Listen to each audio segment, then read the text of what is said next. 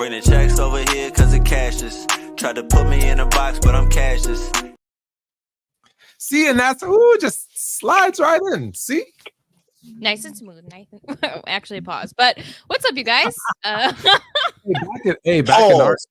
Back in our day, nice and smooth was funky. Also Yes, hip hop. All they want to do is you. So just Okay. All right. If you say so. you should look them up. And I'll tell you why you should look them up. Because you're a girl of the people. And so you probably were watching like the Grammys and saw what a huge hit there's this country song. Now it's a country song, but let me go back. The country song Fast Car, originally done by Tracy Chapman. You got a fast car. Okay. Yep. So Nice and Smooth took one of her songs, or took that song and did Sometimes Where I'm Slow, Sometimes Where I'm Quick. Anyways, that's a little musical history for you. You should go look it up. It's a good tune. It's a good tune. Okay. Which, by the way, they had to give 100% of the royalties to Tracy Chapman. Yeah. Using that. Oh, did they do it? Did they try to not pay her? 100% of the royalties had to go to her. That song, it's been 30 years, and every time I hear that song, there's certain lyrics, when she talks about like, mama went up and left him, wanted more than life than he could give. Someone had to take care of him. I quit school. That's what I did. When it goes through that, man, I get to this. Just saying it right now, I get choked up. Man. That's how you know it's a good song. 30 years later, and you're still like, it gets you emotional. It's a good song. They don't make them like that anymore. That's for sure. Yep. H Boogie, what up? Tony Tone, leave him alone. We're back. And you know what, guys? It's been a long things. I got beef with him, so Okay. All right. Well, we'll get into the beef. Ox, what's good? FIFA, Duke, good to see you guys. Yeah, I mean, we're coming off All-Star Weekend. We're gonna dig into that. There's a lot to cover. But you know what's crazy is we've had a little bit of a break without basketball, and just in that matter of time. See, here's my problem, and I actually was gonna make a video on this, but one of my biggest pet peeves with NBA media and just media in general is the fact that they'll take any quote. And then like Clutch or Legion Hoops or any of these, Twitter places, they're going to post a quote and they always take it out of context. They'll even be like, oh, somebody says like, like I ate pizza. They'll put like 8 in quotations, trying to make it like some interesting point. And I just think that some of the quotes that have come out from All-Star Weekend, we'll get into Doc Rivers, we'll get into all these things, but man, we need to stay positive and like we need to, I don't know, maybe it's just me, but I think we're just so eager to rip people's words apart. So hopefully we can stay on track today, because that's been, I don't know, I think it's kind of tainting the quality of a lot of NBA media, and I think here on our show we're pretty good about it, but just something I thought you were going to say where they take a quote and then post it up like it's their own, but it's like from someone else's show. You know how many times I've seen stuff from our show, our guests, and like ESPN post this, and I'm like, dude, Shaq said that on our show, not on your show. Give credit where credit is due. Yeah, we'll never get that. Well, one day we will, but we're not there yet, I guess. But yeah, it's been interesting. But Jay, thoughts on All-Star Weekend? Did you? I'm trying. Like I said, I want to keep it positive because everybody's been so negative about All-Star Weekend. But I feel like All-Star Weekend is one thing we can't be negative about. I think it's one thing. First of all, it sucked. Okay, here we go. All-Star Weekend didn't suck. The game sucked. Yeah. The other stuff was actually good. No, the dunk sucked. I didn't watch the dunk contest, so I can't say that's how bad it was. They had to bring in Mac McClung just to I haven't watched the dunk contest in years. You got to bring in a G leaguer in back-to-back years to save your dunk off. And the best dunk is from the other guys is Jaylen Brown jumping over a dude sitting in a chair with and then sneezing at the end. That's Kai. That's Kai. Let's name Kai Fluent. I don't give a crap. I had no idea who it was. I couldn't even pronounce his name at first. I was like, who the hell? I saw a bunch of letters on the screen. I couldn't read it. But yeah, that's sad. That's a sad dunk off. And that happens. I get it. But I mean, like, the whole, are we jumping into this already? I don't know if we're jumping into this already. But the whole dunk off is dead. No, every dunk's been done. Maybe, probably not. But like, you can still do them again. And they're still like, if someone were to do one of Vince Carter's dunks from 2000, not that they could, that's the problem. But if they did it, it would still be a great dunk. It would still be exciting. You don't necessarily have to do something new, but I watch these dunkers from around the world who that's all they do. Here for There's that's what we're here. things. Oh, Carter did it better. Why are you even trying to replicate it? And then it's all the negative from that way. Like you can't. Everything's been done. But even if you tried to give them their respect, like it's been done. I would rather see them try to do that. Everybody just jumped over someone. Like poor Shaq. I don't know if he gave like his consent. They were pulling him out of the stands, like every other dunker. Let me dunk. Let me jump. Like seriously, like you all like that's the only tall person at an NBA All-Star game that you could jump over. Like, well, wait a minute. So how dumb is it to say that every other dunk has already been done? Well, no, I'm saying even if it had, even if that's true. Yeah. So I can't shoot jump shots no more because everybody else has already shot jump shots. I can't handle the ball no more because Kyrie Irving or Kenny Anderson's already handled the ball. So I can't do that anymore because everybody else has already done it. I don't watch the dunk contest because stop shooting threes. Sorry, go ahead. I can't shoot threes anymore because Steph Curry didn't shot threes. Steve Nash already shot threes, so I can't shoot threes anymore. With that being said, I don't watch the dunk contest because I'm just not interested in it like I used to be. It's not that it's fun. I just don't care about it like I used to. Are you not interested because a dunk isn't as exciting for you as it was 20 years ago? Or is it just that what you're seeing isn't as good? No, it's not what I'm seeing because I saw the highlights and Mac McClung actually taking the ball at a was it Shaq? I think it was. Yeah. Taking the ball at his hands, letting it go and catching it. Yeah. That was pretty impressive. That was impressive. That was pretty impressive. So yeah. I'm not saying that the dunks are whack. I'm just not as into the dunk contest as I used to be. Not to mention, the stars don't get in it like they used to. Jaylen Brown, when's the last time an all-star been in the dunk contest, Tone? If you think about the dunk contest for years, when's the last time an all-star has actually been in the dunk contest? Like when Paul George was in it, he wasn't an all-star. When John Wall was in it, Howard? That's 2009, Tone. Damn. That was 2009. Really? No, there's got to be one. Well, the chat will tell us if there was another one, but that is part of the problem. And let me start off by saying, hit record on your machines or whatever on your phones. Hit screen grab because you're about to hear something that I rarely do. Stephen A. Smith, it's not LeBron's fault. It's not LeBron's fault. He doesn't want to do it. Shame on him, but it's not his fault. Okay, he's the king, but you don't have to follow him. So if LeBron says, I'm not in it, then I expect some others to do it. And there's an interesting stat because, I'm in all these like chat groups and stuff. I try to, get information from people.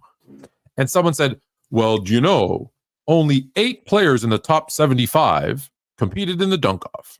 Now, I didn't actually go and count, and I bet you there's more, but I said, okay, let's say there's 8. Mm-hmm. Let's say there's 8. Well, the one thing I do know is the dunk contest didn't start till 1984. Yeah.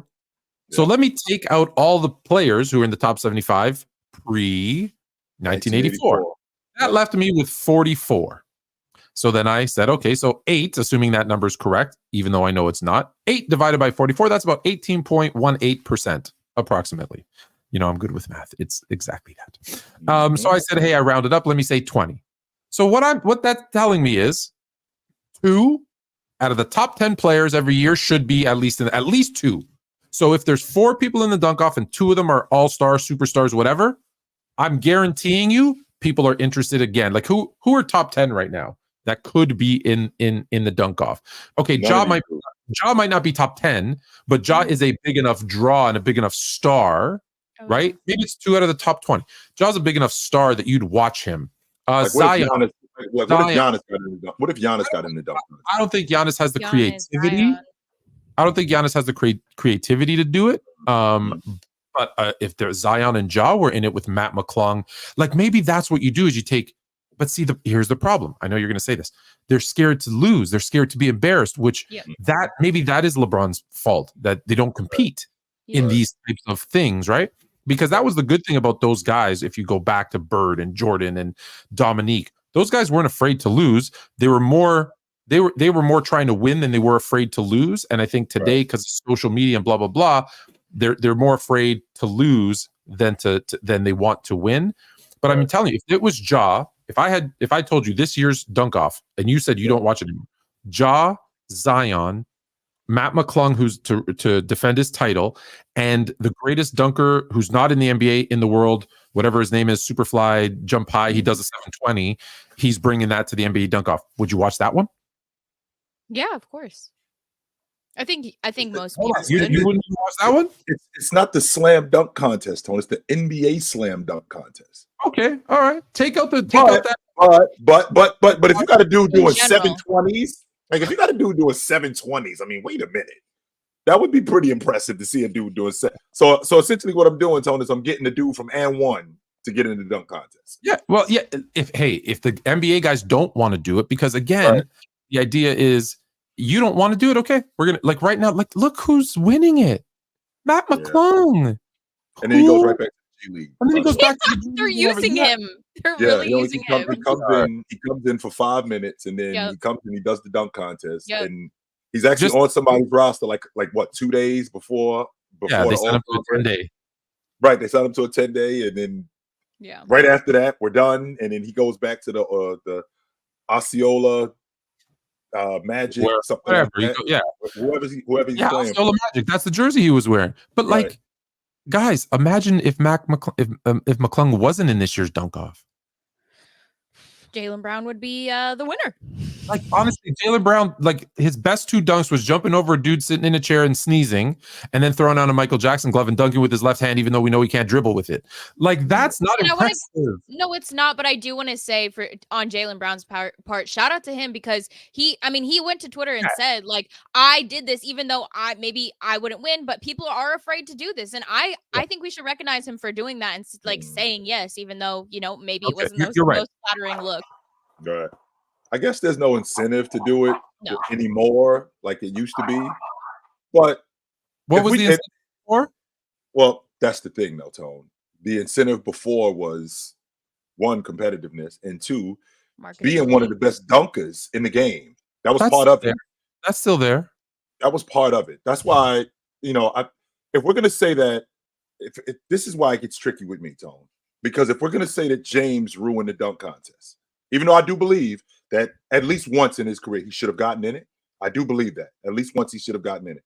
But if we're gonna say that James ruined the dunk contest, then we got to keep that same energy with these all-stars. And you know why we got to keep the same energy with these all-stars? Because if you think about all of them, ask all of them, who is your GOAT? I'm willing to bet 80% of them will tell you who, Tone.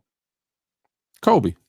And if that's your guy, if Brian is your guy, why are you playing like this? Knowing the competitor that he is. That Knowing how he's competed. rolling in his grave when he Knowing how- sees when he's looking down on us right now and he sees 211 to 186 and not even zero defense, negative defensive effort, he is rolling over in his grave.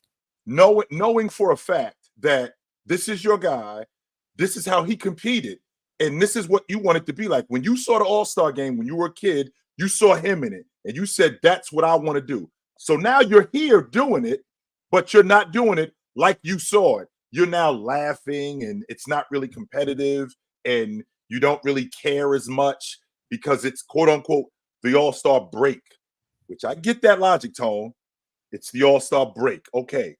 With that being said, No. Sorry, I got to call timeout. It's not. It's the All-Star break for those who aren't All-Stars. Right. That's the understand that. problem. Is they And- think it's a break and it's not. It's for those that didn't make it. For those that made it, this is your opportunity to go. What was so great about you? We talk about the past, right? And everyone's like, "You old heads, you old head." You know what was so great about the past, though? When those guys got together, they got competitive. They wanted to beat each other. Right. These guys don't. These guys don't. And why is that though, Tone? I think a lot of the times what we do is we're pointing fingers and we got a flood in the house. The house is on fire. Oh, we got to get to the bottom of why the house is on fire. We got to get to the bottom of why there's a flood in here. Why aren't these guys competing in the All-Star game? Why won't they compete in the All-Star game? What's the problem? They're scared to get embarrassed. They're scared to get embarrassed when they're playing, and when they're playing regular season playoff games. They do it too, to a lesser extent. You'll see them to a lesser extent. But it's, hey, I need to win this game. We need to go to the playoffs. This is how I'm going to get paid. Right? The dollar rules the world. Right? In the All-Star game, Well, there's no incentive for me. Why am I going to go? Now I know all 5 guys on the other side are the best in the world. I'm not jumping with them. I'm not going to try and D them up and let them nutmeg me or do whatever, foolishness they're going to try to do on me. And then I become, some Twitter meme. Nope, not going to do it. And that's here's the thing, though. Tone, you just mentioned there is no incentive for me. So, Tone, you got a standard contract. You got a 4-year deal for $75 million. In that 4-year deal for $75 million, there's an incentive in your contract. If you make the All-Star game, that's another $250,000 for you.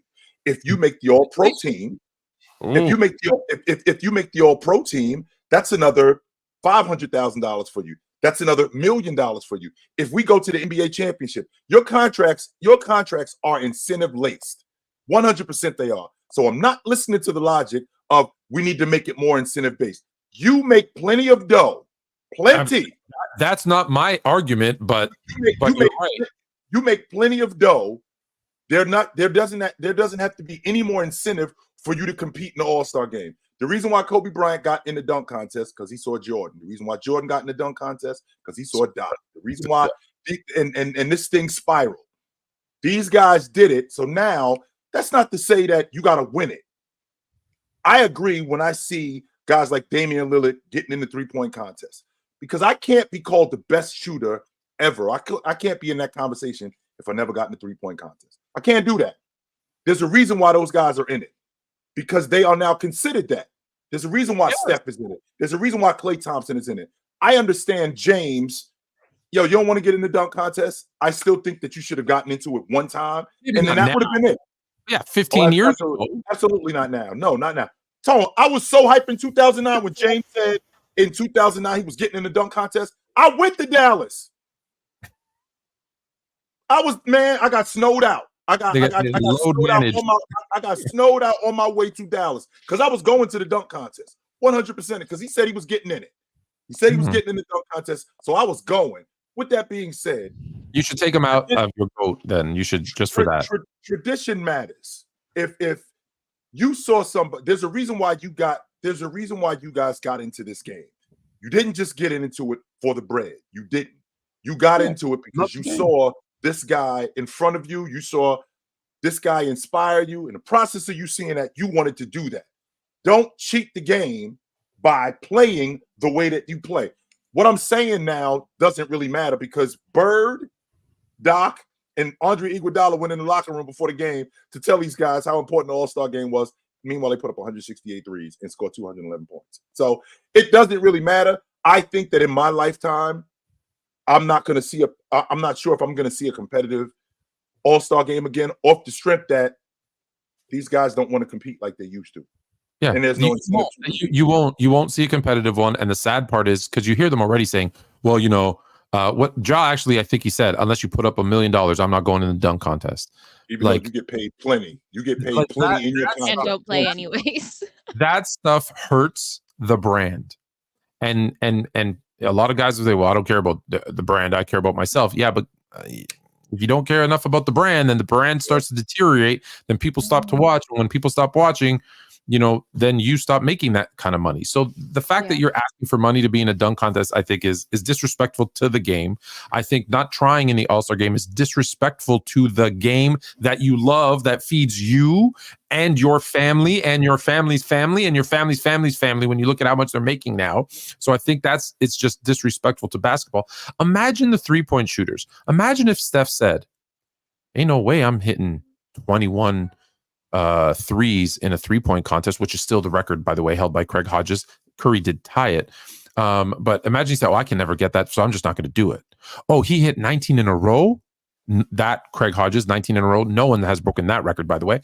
I can't do that, so forget it. I'm just not going to do it because I can't do it the way he did it. So I can't dunk like Kobe or Jordan or Vince.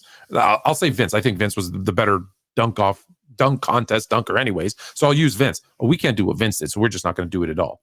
Right. That's sad. That's sad. I just think, Jay, you mentioned tradition, and as much as it kind of sucks to say this, I think tradition is a dying thing, like in general. So we can live in the past, and I think a lot of us do, like watching, we always see old dunk contests or like Aaron Gordon on Twitter circulating at the same time, because we know that we can't replicate what used to be. Those days are gone, unfortunately. But I do want to ask, do you think the root problem, because I don't think it's necessarily in the players, I always want to look up to the higher ups, right? And even where voting begins and how the voting is done, how has that changed in comparison to what it used to be? Because now I think we're seeing people that maybe fans would rather see not being voted in, because there's votes coming from so many different players, like different facets. For example, like the media has a vote, yet the media is always in somebody else's pockets, right? So they're going to vote in whoever fits the agenda. And so I guess my question is, somebody asked in the chat as well, I thought it was a good question. He said everything is too friendly for my liking, and this always goes back to Adam Silver. I like Adam Silver. I think he's a good man. I think he has good intentions, but I do think the league is going to suffer if we keep on continuing with the player empowerment as it stands today. And maybe I'm wrong. I'm not a player. I don't know what they have to go through. I know they had to play through the bubble and they were forced to do a lot of things. And there's hard things that come, but you're getting paid millions and millions of dollars. Right. To sit on a bench, to sit at home for a season because you don't like what's going on. That's a problem. And the fans will feel that, and the fans are going to start checking out. And I think we're going to see that, right? Well, you just said yourself, H, the fans. What was the All-Star game in 1984? The All-Star weekend. What was it implemented for? It was for the fans. It was the experience. Come out to All-Star weekend. You get to get close to the players. You get to get, as a fan, you get to experience what All-Star weekend is about. Then they started adding things to it, like the three-point contest, like the dunk contest. I'm thinking to myself, how awesome would it have been when I was growing up? One, to go to All-Star weekend when I was a kid. I was able to go later on, but when I was a kid, to go to All-Star weekend. Two, to have the skills competition and to see Isaiah, Stockton, Kevin Johnson, Mark Price, Gary Payton, to see them in the skills competition, what they would have actually done to compete in the skills competition. How awesome would that have been? These guys, they cared about this stuff. Why? Because their reputation was their game. And the fan experience was what gave them the energy to keep doing what they were doing. The idea that, how do we change this? Well, what did it stand on originally? It stood on the fans. This is who this was about. The All-Star Weekend was implemented for the fans. We want to give this experience to you guys to make you closer to the game. One, to boost revenue. One, to boost viewership, which would boost revenue. And we were doing that.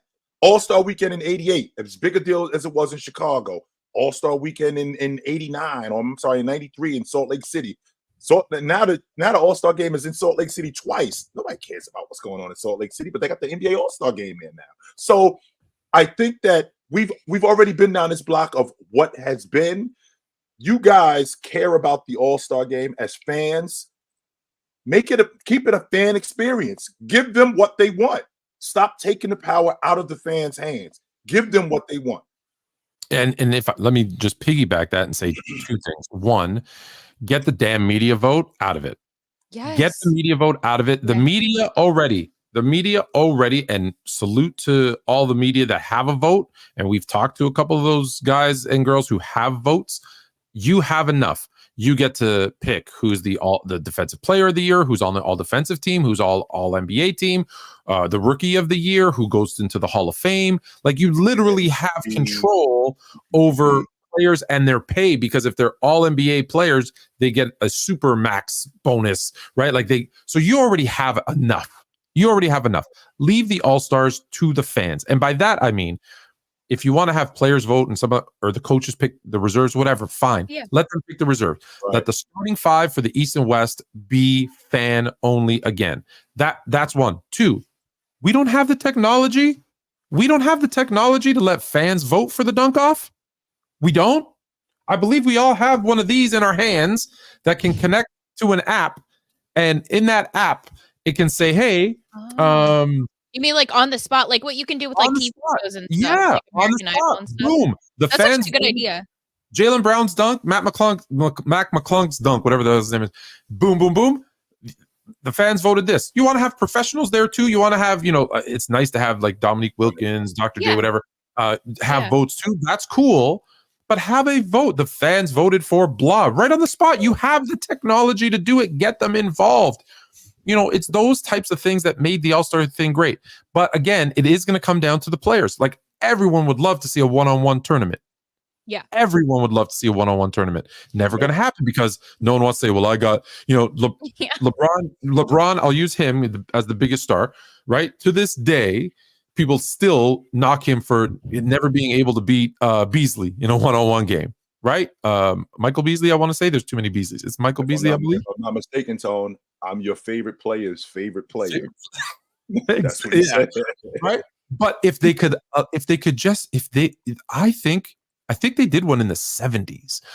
I think players, if they took that seriously, heck, I'd put some money on the line for that one because, give the fans what they want to see. Give the fans what they want to see because that's what they'd want to see.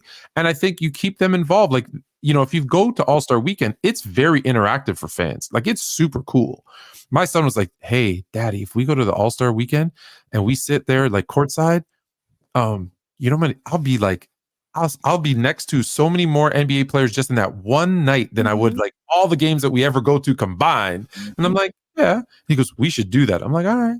Yeah. But you know what I mean? But that's why it's so cool because there's all those things. Just make it about the fans. And then, this is part of the reason why the 80s was so good with the All-Stars is the NBA wasn't making money. They needed to do something. They told their players, hey, no one's watching. We, like in 1980, we were on the verge of bankruptcy. We're in 84, 85. We're not that far removed from bankruptcy.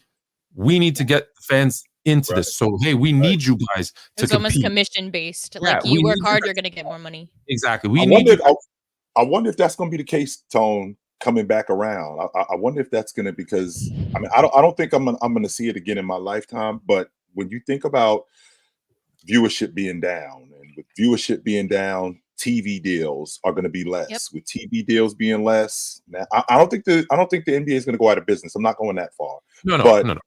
There's going to come a time where we have to do something to increase viewership. We got to get these guys. We got to get people back interested in what we're doing. But that's the problem. That's right now. The TV deal's about to be renewed. Right. But did you see what they're doing in that though? TV is dying, right? So we're seeing Warner Brothers, whatever, all these companies are now going and doing what we've been doing the last few years here on Players' Choice. They're trying to replicate what we're all doing on YouTube and stuff because they're seeing like TV's dying, which is another interesting point. Well, yeah, these things are going to all be affected, and I do think some of these major companies, right? They got what's his name, Pat McAfee, right? They went out and they paid him so much money because they knew what he was doing was a good thing and it was going to bring them $100 million. Yep. Well, and that's the thing, right? Is that's about to get renewed. They might miss an opportunity. And listen, I'm all for player empowerment. Don't get me wrong. I've told you a million times. No matter what I say. And when you ask me, how do you feel about KD going to Golden State or LeBron going to Miami? They're free agents to do whatever the hell they want. Player empowerment. Right. That's awesome. I love what Adam is doing and taking, that control and giving it to the players to control their own destinies. That's awesome. But you can't do it at the expense of the people who pay for your jerseys, for your tickets, to watch you on TV, to download you, to watch on YouTube, whatever. Because the second, there's a fine line. The second player empowerment tips so far that you're saying F the fans, well, then there's nothing left for them because without the fans, there is no NBA. So it's a fine line. I get it, but I feel like they've tilted it a little too much and they need to bring it back a little bit. I just, when I hear the logic of it, I think what I mean is when I hear the logic of adding things to the All-Star Weekend, like a 1v1 or a 3-on-3, the minute I hear that, Tone, the first thing I'm thinking is competition. And I'm thinking that there's going to be some sort of deal in the back where, all right, I'm going to talk to Tone. Listen, Tone, you score the first bucket, then I'm going to score the second bucket, and then if it gets to 4-4, then maybe I'll let you score. Then we'll go. But we're not going to go. It'll almost be. It won't settle anything. It won't settle You anything. think it's gonna be WWE scripted? I 100% believe that it will be. It's always exciting. Yes, I 100% believe that it will be that. And I also think that one of the main reasons why the All-Star game is what it is because there is no real disdain for guys. That's why the competitiveness isn't there. Contrary to popular belief, Tone, you just brought up 84, 85. Contrary to popular belief, Bird and Magic did not like each other. They developed that respect later on. For a long time, they did not like each other. Yeah, so you guys know those dudes were not cool like that. It wasn't when they saw each other, it was awesome. No, it was later on, mid to late 80s, when you get to 87, 88, where now there's a level of respect that they have for each other. But when they were on the floor in the early 80s, Bird couldn't care less about Magic. And Magic felt the same way about him. There's only a few guys that I see in the league today where there's some actual disdain for these guys. When I see Wemby, and I really feel like he looks at Chet like, why is this guy out here on the floor with me? He should not be out here on the floor with me. This guy can't do nothing with me. And Chet is looking at him like, you really think you that much nicer than me? Prove it. Devin Booker and Luka. Luka. Well, it seems like it's a rivalry. Well, if they don't meet enough and keep that thing going and bring it over into the All-Star game, then it doesn't really. No, I'm pretty sure they're like friends outside of off the court. No, but you can be. But guys, you can be. It's more intense when you don't like each other. Right. But you can be friends and still compete. Like Mike and Magic were friends, but when they were in practice for the Dream Team, they went at each other. Magic and Isaiah would kiss before every game, but once the whistle blew, they were going at each other. And that's what I mean about that competitiveness. Like I can this is nowhere near the same thing, but I'll give you an example. This weekend, player from my team last year, my son's team, is on a new team this year, and my team played his new team, and my son and him friends forever. That's what I say. That's what his dad say. That's what they say. Right. They went at it. We went into overtime. Sadly, we lost. He hit, actually the other kid hit the shot that won the game. But I mean, they were going at it. Like you saw, I don't know if you saw the video where he's slapping the kid out. Oh, you don't have Instagram, but I posted a video where the guy goes to pump fake him, and he grabs it and it's a jump ball. We get the ball and he slaps him. The reason he slapped the ball was that guy was throwing the ball in his face in the previous play. That's not the guy that he's best friends with. But I'm saying the two teams went at it hard. We lost in overtime in a thriller. And you know what? And then afterwards, they high-fived each other. They were best buds. The game where they were playing someone else, my son was on the sideline cheering for them to win.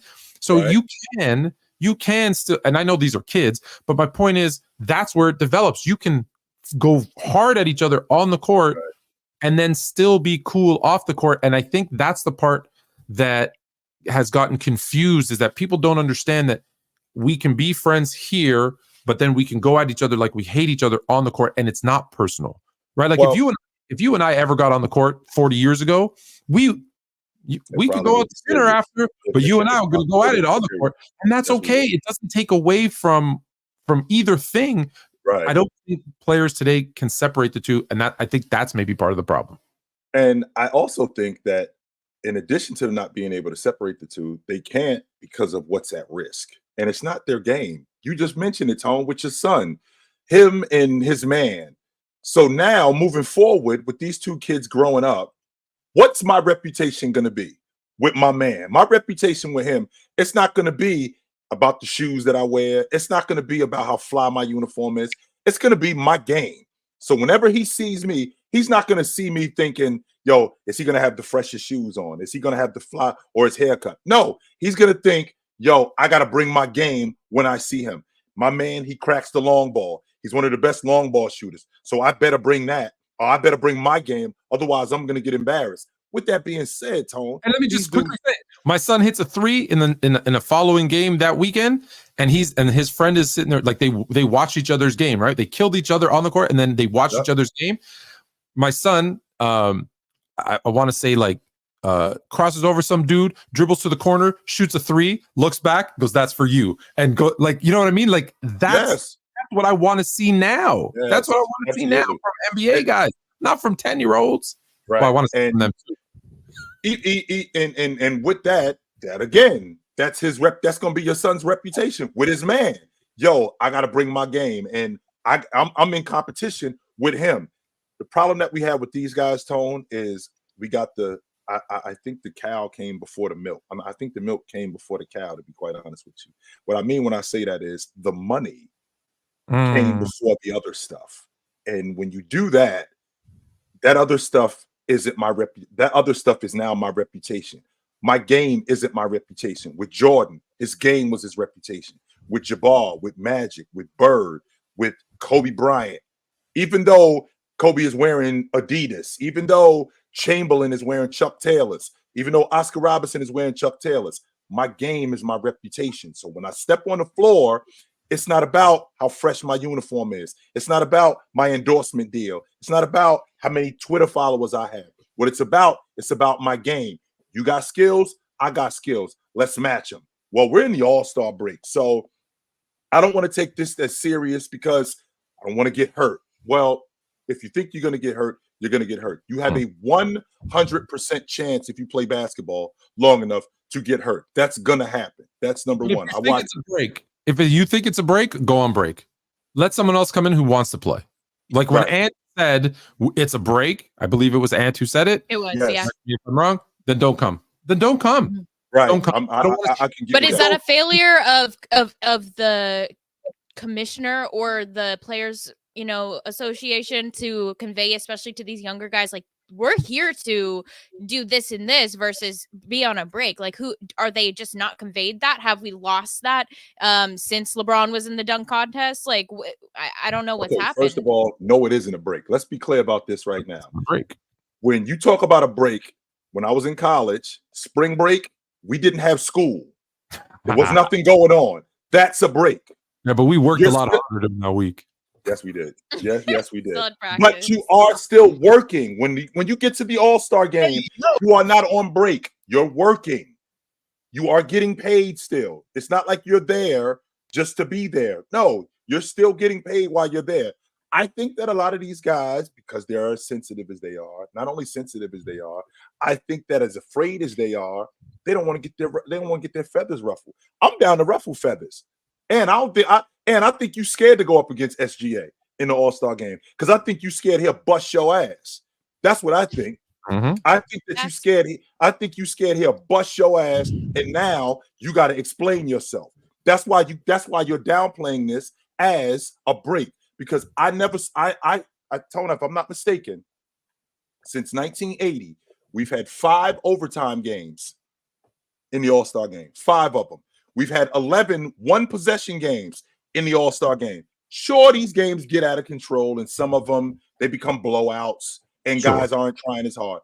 However, I haven't seen up into the previous, 4 years, 5 years, I haven't seen games at the NBA All-Star game. I haven't seen them this non-competitive in my lifetime. I have not seen them this non-competitive. And it's not fun. I watched to the middle of the first quarter, and I was out. I was watching the James Brown documentary. I couldn't do it. So let me answer your question though, Haley. It's the commissioner's fault. It's the Players Association's fault. It's the players' fault. And to a certain extent, it's our fault as fans. Because if the commissioner put some pressure on, if the Players Association told them the importance of it, if the players took it seriously enough every time can we make them compete though? Can we make them compete? Can we do that? If you expressed how serious it was, right, from all levels, from commissioner to Players Association, and then the players took it seriously, and the fans said, yo, we're boycotting the All-Star game next year. We're not going because this year sucked. We're not going to watch the game. We're not coming. And they walked into an empty stadium. It'll never happen. But if they walked into an empty stadium, yeah, that's one way to do it. Eyes, but that's the problem. Is the reality is it won't happen because if the 30,000 that were at that game said we're not going, there would be another 30,000 running in to get their tickets and doing it. So that's the issue. Is we as a fan base don't have the organization and the discipline to just boycott it. The players don't care enough. The Players Association doesn't tell them it's important, and the commissioner doesn't tell them. The commissioner says, "Don't worry, guys, do what you want. High five. I'm your friend." and that's where we are. Sounds familiar.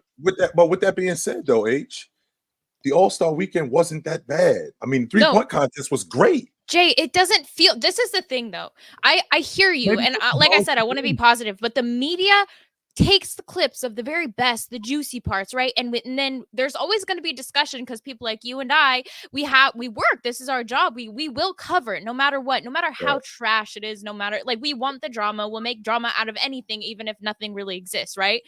And that's the major problem, I think, is why players are so frustrated or lazy or entitled or whatever we want to call them. I'm sure it's all across the board with these guys, but I think I think the media is going to drag you no matter what. And I think that's daunting. I think that's extreme. No one wants to be dragged. I mean, you get used to it. Yeah, but when that's all, because nobody's attracted to, the positive stuff. People love the drama. They love the chaos. And I think that social media, as it gets worse and worse, I mean, we're even seeing, I don't want to get into it, but the Josh Giddey incident, or if you get arrested, like, then your name, I mean, that's normal. But with AI and all the technology, like, things are getting scary. And so I think to eliminate yourself and just not be embarrassed, like, I think that's where we're at. And I don't think it's gonna recover. So, you know what, but okay.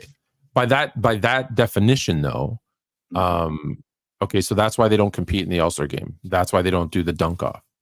Well, then they all just feel they're all great 3-point shooters, so they'll do it. Like, why isn't it the same for the skills challenge or the 3-point shootout, where they still all go and compete? Is the dunk off and the All-Star game itself just that much more difficult? Like, let me give your guys props right now. I give Steph Curry the utmost respect for what he did this weekend, because he is quite literally was in a no-win situation. He was. Right? He beats Sabrina Ionescu, and they go, well, yeah. She was shooting from the men's 3-point line. She's in the WNBA. Of course you won. Shrug shoulder. If he loses, oh my God, you're the best shooter of all time, and you lost to blah blah blah. To a girl. Yes, you lost to a girl. Yes, you did. No win situation, and you know what? He still did it, and he did it because it was good for the fans. Sorry. It was great for the fans. It was great for the WNBA. Sabrina just got, in that one day since the All-Star game, 280,000 additional followers on IG. So it was great for her. And I think it was good for the NBA too, because I sat there with my son, my wife, and my daughter, and the three of us were cheering for Sabrina, and he is a Warriors Steph Curry fan. He was cheering for Steph, and we all had a great time watching it. That's what and it was a real competition. It wasn't like anybody faked it. Like, they both wanted that all the way, and they fought so hard. I was nervous. They wanted it. Steph was nervous. He said that. I was watching it. I was like, oh, shit. That's why I love Steph. Like, sorry to interrupt you. She matched Damian Lillard's winning 26 points. Yeah. So hats off to her, man. She shot from the NBA. Like, they added that change last minute. She's like, you're adding more and more. No, she said she wanted it, though. She said, I want to from there. Yeah, she wanted to. I'm sure she was practicing the whole time, but they add that detail, and then it's like, it gets more interesting. But I do think you have to give Steph props, because, lose situation, obviously, but at the same time, like, he's very honest. Like, he's not the type of guy to be like, oh, I'm too cool for this. No, he's just like, I'm hella nervous. Like, here we go, though. I love that too. When he said, I'm nervous. Yes, that was fantastic. So good. And remember, Steph was the one who called her out. Like, this wasn't something that the NBA conjured up. This wasn't 100%. Something that record, right? She beat his record. And this was Steph who said, "Yo, we got to settle this." So on All-Star Weekend, set it up. Sabrina and I are going to get it on. With that being said, she comes out. I think she cracks 9 of her first 10 shots. Well, she made that first rack. I was like, he's in trouble. I know. She cracked 9 up. Tone, I'm sitting there watching this going, yo, this chick is serious. You better get it together, brother. She's so dope. I was nervous. I guarantee you there's a bunch of guys who kept shitting on, pardon my language, on the WNBA.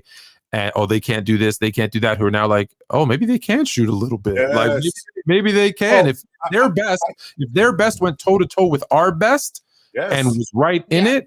And let's be honest, she smoked Kat, because Kat couldn't make a 3 without stepping on the line. So she smoked him. Right. Yeah. Maybe they can.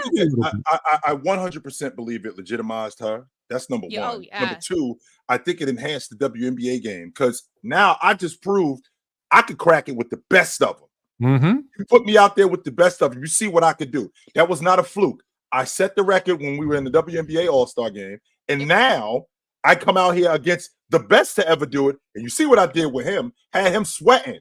So and they're not. Let's keep in mind they're not in season, so she's not like in rhythm. She hasn't been playing. Well, maybe she's probably been playing, but she's not playing games. I would love to see. Steph the do the 3-point WNBA one. No. No. I would love to see the 3-point shootout be co-ed. Yeah, we actually had that conversation, forward. Tone. We did. We actually had that conversation. But look, we can't do the dunk off co-ed, so let's do the 3-point shootout. Probably the skills. We do the skills challenge. Now, the skills challenge, what I'd like to do is I'd like to do away with the teams. And the reason why I like to do away with the teams because I feel like it's more competitive when it's a one-on-one thing. That's what drew me to it when I first started watching it. Watching Russ and Chris Paul and Damian Lillard and Darren Williams in the skills competition. I think that these younger guys coming up, if we continue, if we individualized it like that in that particular sense, because I saw it last year, Tony, and these dudes like Giannis and his brothers is in it. Like what are we doing with these two dudes? I'm watching Jordan. I'm watching Jordan Clarkson in it last year. He couldn't care less about. Yeah, he didn't want to be. That's why I'm thinking I don't want to ruin what the skills competition is, right? I don't want to ruin what the skills competition is because this looks like something that could be a really big time event. I enjoy the skills competition. The 3-point competition has now become something that I'm really getting more and more into. I already been into it anyway, but now I'm getting even more into it because what I saw with Sabrina Ionescu, it's becoming more and more interesting. And now you got other WNBA. Coming to the dark side. All we do is shoot, baby.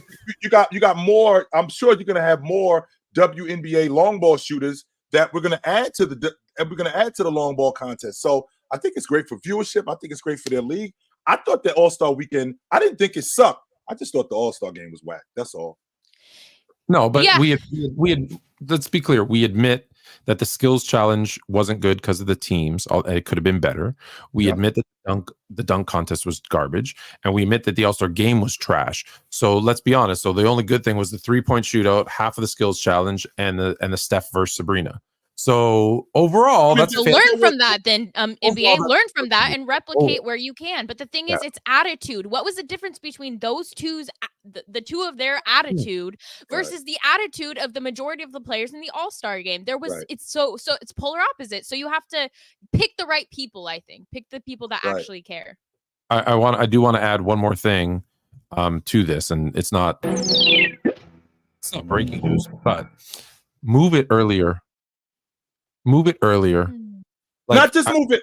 Oh my God. The dunk off being at I don't know what the hell it was, 10 o'clock or whatever the hell time it was. My son had to go to bed. And it's hold on. The whole point of the All-Star weekend again is for the kids. And none of them can watch it. So I get it. It sucks if you're starting an event at 2 p.m, but it's the weekend, right? It was the long weekend. Yeah, it was long because President's Day for you on Monday. It's family day for us here in Canada on Monday. So it was a holiday. So it's a long weekend. So make it fan friendly, make it kid friendly, because don't worry about me or him or even you. We're fans. We're not going anywhere. Right. But it's the ones younger, right? That you need to get hooked on it. And if they can't stay up and get excited about it, then you're baseball. Then you're baseball, where it's a bunch of 95-year-olds sitting in the stands and you're wondering why no one's watching the game. Well, yeah, because you alienated all the 10-year-olds 80 years ago. So you gotta pay attention to that too.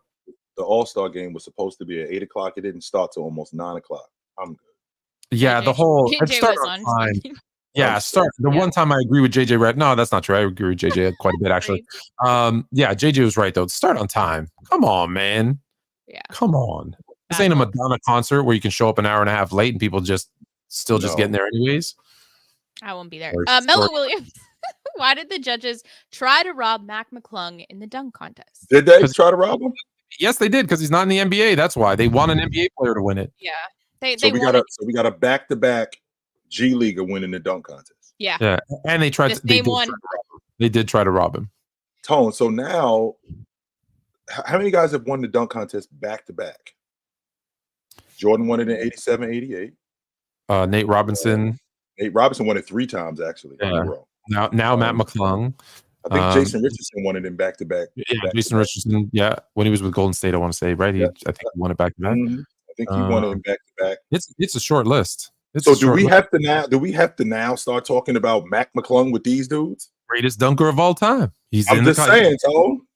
Do we have to now start talking about this dude as which I also saw him in the Rising Stars Challenge game. Yo, he can play. How come he ain't in the league? Like he's not just a sideshow. He can play. He can play at the Rising Stars / G League level. But as what's your boy there in Portland who I told you was gonna be a flop? Anderson. Yeah, Scooty. Skeeter, like Skeeter's finding out it's one thing to play in the G League, baby. It's a huge step to play in the NBA. It's not like it's not just because it goes G League NBA, people think that it's G League NBA. It's not. It's G League NBA. Notice you can't see my other hand. It's a big step. It's a big step. Those two things. And I would say like European leagues are actually in the middle on top of the Euro G League. League is the second best league in the world. Yeah. Yes, it is. Okay, $10 super chat from Daniel Smith. Thank you, Daniel. The only way to get the players to play hard will be for them to play something bigger than themselves, play for an amount of money going towards a cause for people with disabilities. The thing is, let's be real. I love that idea. It's not going to matter. No, it's not going to matter. They do that when they were picking teams, charities. And they said, okay, this first quarter goes to this charity, the second quarter goes to that charity. They did that already. Unless it benefits them, they don't. I don't think it works. And it's the attitude. It's just I love the idea, but a few years ago it was the Me Too movement. Right now we're in the me era. The me era. We sure are. Winter, did y'all see what Gil said that Chuck is mad that KD joining work and him joining the Rockets and Suns didn't come after Chuck called KD a followers? Thoughts on this? Wait, so can we read it again in English? So Gil said that Chuck is mad about KD joining the Warriors. That's what he was trying to say. Okay, Warriors and him joining the Rockets and Suns didn't after Chuck called KD a follower. Thoughts on this? Okay, so first and foremost, let's start the conversation, Gil, with why he left Philadelphia. See, Gil is. I have a difficult time talking about guys like this, Tone, because they'll say stuff for clickbait. They'll say stuff so it sounds good, and they won't put actual. If I may, Mr. Agent Zero Knowledge actually is brilliant because he says he talks out of both sides. He talks out of both sides. He'll literally say A, and then say B. And whoever sees it first will click on that. Like he'll say, Jordan's the GOAT. Jordan sucked. And everyone's like, oh, they go crazy, depending on which one they saw. Dude, you dummy. He said both things to pander to both audiences, you knuckleheads. Yeah. So go ahead. So let's start the conversation with the fact that Charles was in Philadelphia for 8 years. He wasn't in Philadelphia for a year or 2 years. He was in Philadelphia for 8 years. And in the 8 years that he was there, he had Doc on the other side of who Doc was. He had Moses on the other side of who Moses was. Andrew Toney tore up his Achilles. So now they're starting to build that unit around Charles. In the process of them building that unit around Charles, he's got guys on the crew that he's trying to win with against the Boston Celtics, against the Detroit Pistons, against the Jordan Bulls. He's got guys like Johnny Dawkins, Hersey Hawkins, Mike Jaminski. These are the guys that he has. So then we move later on, Tone, to after that run is over, guys like Rick Mahorn, who's a dirty worker. I love Rick Mahorn. I'm a big Rick Mahorn fan. But then we move to later on. The year he got traded from Philadelphia, they were garbage. It wasn't like he left Philly and they were still in contention. They were trash when he left them. And he was the difference on that Phoenix team when he got traded to Phoenix. And it wasn't like he demanded to go to Phoenix. He got traded. He thought he was going to the Trailblazers. But he ended up in Phoenix, where he became the league MVP. I believe he thought he was going to the Lakers. There was a deal done for him to go to the Lakers, and at the last minute, like he actually was booking a flight to LA. I thought it was. Yeah. I'm pretty sure it might have been that. It might have been that too, but because that deal fell through. Yeah. Pretty sure it was the Trailblazers. But with that being said, we can't talk about Charles. We can't talk about Charles Barkley and leave out the first 8 years of his career where he was in Philadelphia and all they cared about was just getting to the playoffs. They weren't serious about winning like they were in Oklahoma City with KD, where they was getting to the NBA Finals and they was getting to the Western Conference Championship. They weren't doing that in Philadelphia. They was getting knocked out in the first round of the playoffs. They were getting to the semifinals. That was as far as they were going. And Charles was taking them there. It wasn't like he was getting, and it wasn't like he jumped off that crew and jumped on a crew demanded to go play with the Phoenix Suns that knocked them out of the playoffs. That does not happen. That Phoenix team was a good team. I think they were in the Western Conference Championship 2 years before that, but they didn't knock Philadelphia out. Philly was at the bottom of the Eastern Conference. They were a bad team. So if you're going to talk about it in totality, sir. And I understand. I've seen guys at the end of their careers when they get older. All right, I understand that guys start ring chasing. Let's not forget, Mitch Richmond was on that 2002 Laker team that won the NBA championship. He was sitting on the bench. Let's make sure we remember that. Let's make sure we remember Gary Payton was on that 2005-2006 Miami Heat team that won the NBA championship. He was sitting on the bench. Guys do that. Guys do that. So let's not make it sound like that Charles was the only one who was doing that later on in his career trying to ring chase, because guys do that too. So if we're going to talk about it in totality. Don't just talk about the stuff that sounds good. Don't do that. No. Those 90s Sixers, who was the third or fourth leading scorer? It was like Armin Gilliam. Oh man, that's not a team that's going far against Mike and Scotty and right. The bad boy Pistons. They wasn't serious in Philly. No, they weren't. So I kind of want to transition. Let me just say, him going to Phoenix and having a run, him then joining Olajuwon, right, to try and get that ring. He's probably one of the last superstars that should be complaining about KD or LeBron switching teams to go get a ring, because he just did it later on, but he did it too. It's not like he didn't. He did, like, more, I would say more the Rockets. Granted, it was later on in his career, but he did go and say, oh, the Rockets won back-to-back. Let me go join them, right? And it was him, Olajuwon, and Pippen. Now, granted, they were mid-30s, which back then was like ancient. Drexler too. But I mean, he still did it. He still was like, oh, let me get mine, right? Karl Malone did go with Gary Payton and joined Kobe and Shaq in LA to try and win rings. Like, those guys shouldn't be on record, Tone. If Malone doesn't get hurt, the Lakers win the championship. Malone doesn't get hurt, they win. I agree with you 100%. But my point is, those guys still did it. So they're the last people that should be, and you have your opinion, whatever, but those are you can't say, oh, I did it, but you can't do it. Oh, why not? I get with that. Speaking of people ring chasing or not ring chasing, you guys probably saw the title. Someone is lying. And now we've had a progression of headlines coming out about LeBron to the Golden State Warriors. Obviously, that didn't happen over the trade deadline. But it's interesting to see some of the stuff LeBron said over the All-Star weekend, saying, well, I wasn't really aware of any of the stuff going on. We are going to have somebody who is familiar with the Lakers come up here soon. So it'll be fun to get his insight. But yeah, early thoughts, Jay, about this whole... Can we play the clip first? Yeah. Let's do that. Okay. Tension last week between the Lakers and the Golden State Warriors. Golden State trying to acquire LeBron James. And how far did this go, and how much did you entertain that thought? It didn't go far at all. I actually heard about it when everybody else heard about it. Obviously, Charles been in the league, Kenny been in the league, Shaq been in the league, and sometimes there's conversations happen behind closed doors that you don't even know about. And until, I guess, if it's real or not, then they'll bring it to you. But it never even got to me. So, I heard it when the reports dropped as well. Is that ridiculous, Tone, to think that was something that was talked about, where maybe Golden State called up the Lakers and was like, yo, you saw James dropping the subliminal quotes and all of that stuff, and maybe there's trouble in paradise. Let me pick the telephone up and let me go check the Lakers' temperature on how they feel about James these days, and see how then that's why someone must be lying. Because if one report says Draymond and Steph reached out to LeBron and they talked about an opportunity to get him to Golden State and if he would be interested, and then he says, oh, I didn't hear about it till just now when the media talked about it. Right. Well, he didn't mean just now, but yeah, when probably on Twitter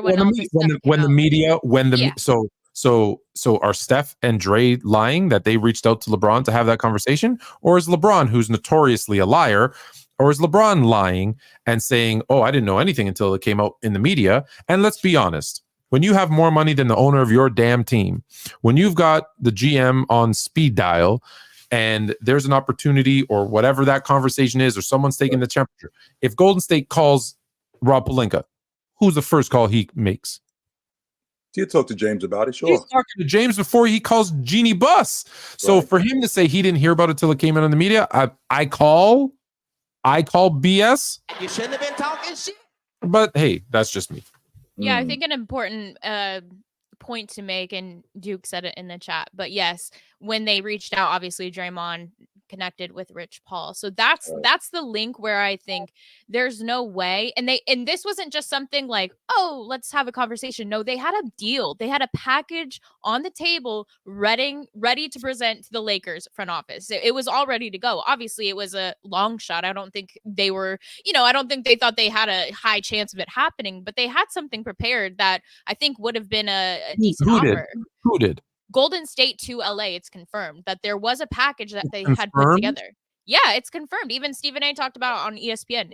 It was a confirmed package. I'm not taking Stephen A as confirmed, but I mean, are we going to take any of this? Oh, is it ridiculous to think that there was something like that going on though? Like where I got Draymond and I don't know, Looney for James and no. The point would be to have LeBron and Draymond play together. Right. So I don't think we don't know what the package was. Yeah, we don't know what another conversation. So what I'm saying is it's all suspect in the sense that James knew what was going on. That's what I'm saying. I'm looking at it from both sides. Draymond admitted that he called Rich Paul. Rich Paul is going to have that conversation. That's what I'm saying. That's where it's strange to me. That link. Yeah. He's going to have that conversation with LeBron, right? Because he talked to Rich Paul. But what I'm saying is I don't even know if it was Golden State that initiated and not LeBron saying, "Hey, this Lakers situation isn't working. Would you guys be interested in me coming over there?" It's just as likely. Well, why? Go ahead. I don't know if I'm gonna go that far, but I do agree that I could entertain a conversation with Rich Paul going, "Hey, listen. Golden State called me up and they was checking the Lakers temperature to find out if they was interested, if they're interested in them moving you to Golden State." And I shut that down immediately. I could see a conversation like that going on. I could absolutely see a conversation where he told him, "Yo, they called me up. They wanted to know," because I don't think he would keep something like that from James. No, of course, absolutely. I don't think that's something that he would keep from him, because again, if that's something that he would keep from him, if they ended up with a deal and the deal gets done, he gets blindsided by finding out in the media, "Yo, you've been traded to Golden State." Yeah, no. That's not going to happen. So why lie about it then? There was a lot of rumors about, could the Lakers look to move? Could they look to move LeBron? So I'm not saying the other part that he reached out first is I'm agreeing that I think it was Golden State that initiated it. Right. My point is we don't know. It could go either way. But if you hear LeBron James is on the market, or even 1% or 0.0001%, you pick up the phone. They might shut it down that quick. But yeah, I don't don't believe he knew nothing about it. That's the part that I'm just like, nah. Yeah. Why would you know what? I don't know why. Well, why does he only read the first page of every book? I don't know. Well, let me tell you guys, we do have someone here very special that could maybe give us some insight. So I'm going to go ahead and bring him up. Welcome to the stage, Yofan Buha. How's it going? How are you? Thanks for joining us. I'm doing well. Thank you guys for having me. Yeah, no problem. No, this is awesome. I would love if you could obviously share a bit about what you do. You're the Lakers beat writer for The Athletic, but we were just talking about basically the LeBron situation to Golden State. So maybe we can get some insight. I don't know how much you can share about maybe what you've heard. But yeah, we'd love to hear a little bit about what you do in LA and how that's been going. Yeah, so I am the Lakers beat writer for The Athletic. This is my 4th season covering the Lakers, 6th season at The Athletic. My first 2 years, I covered the Clippers, so switched over right after the 2020 championship season. So it's been 4 crazy years. We had the Russ trade and the conference finals run last year and just all the stuff in between. But it's been really fun. I'm an LA kid. I grew up in LA. So this is this is a dream come true. It's a dream job for me, and I love every moment of it. And just want to give you guys a quick shout out because I've been following you all on TikTok and seeing you guys rise, and this is a cool moment to be on this stage with you guys. So but so basically a beat writer for those. You know us, and you called them the Clippers, not the Braves. You should know in this house we're still the Buffalo Braves. Don't get him All right, started. we'll call them the Braves. Whatever you want. It's your show. An LA kid. He's a Laker fan. He's a Laker fan. People who grew up in LA aren't Clippers fans. Let's be honest. Since we're on the subject of the Lakers, and I'm glad you brought that up because all the media speculation about the Lakers. Now we actually got an inside guy. What's the temperature in Los Angeles with the Lakers these days? The temperature is it's in an interesting spot. I think there's some optimism right now with the way that they're playing. They've won 8 of their last 11 games, including some big wins. That big win in Boston without LeBron and AD, that win in New York, and to close the break, they won a few at home. So I think things are looking good. That they're looking better. The problem with them has been the consistency, and we've seen it. They start the year 14-9. They win the in-season tournament. Then they lose 10 of their next 13 games. And then they start to kind of play a little bit better.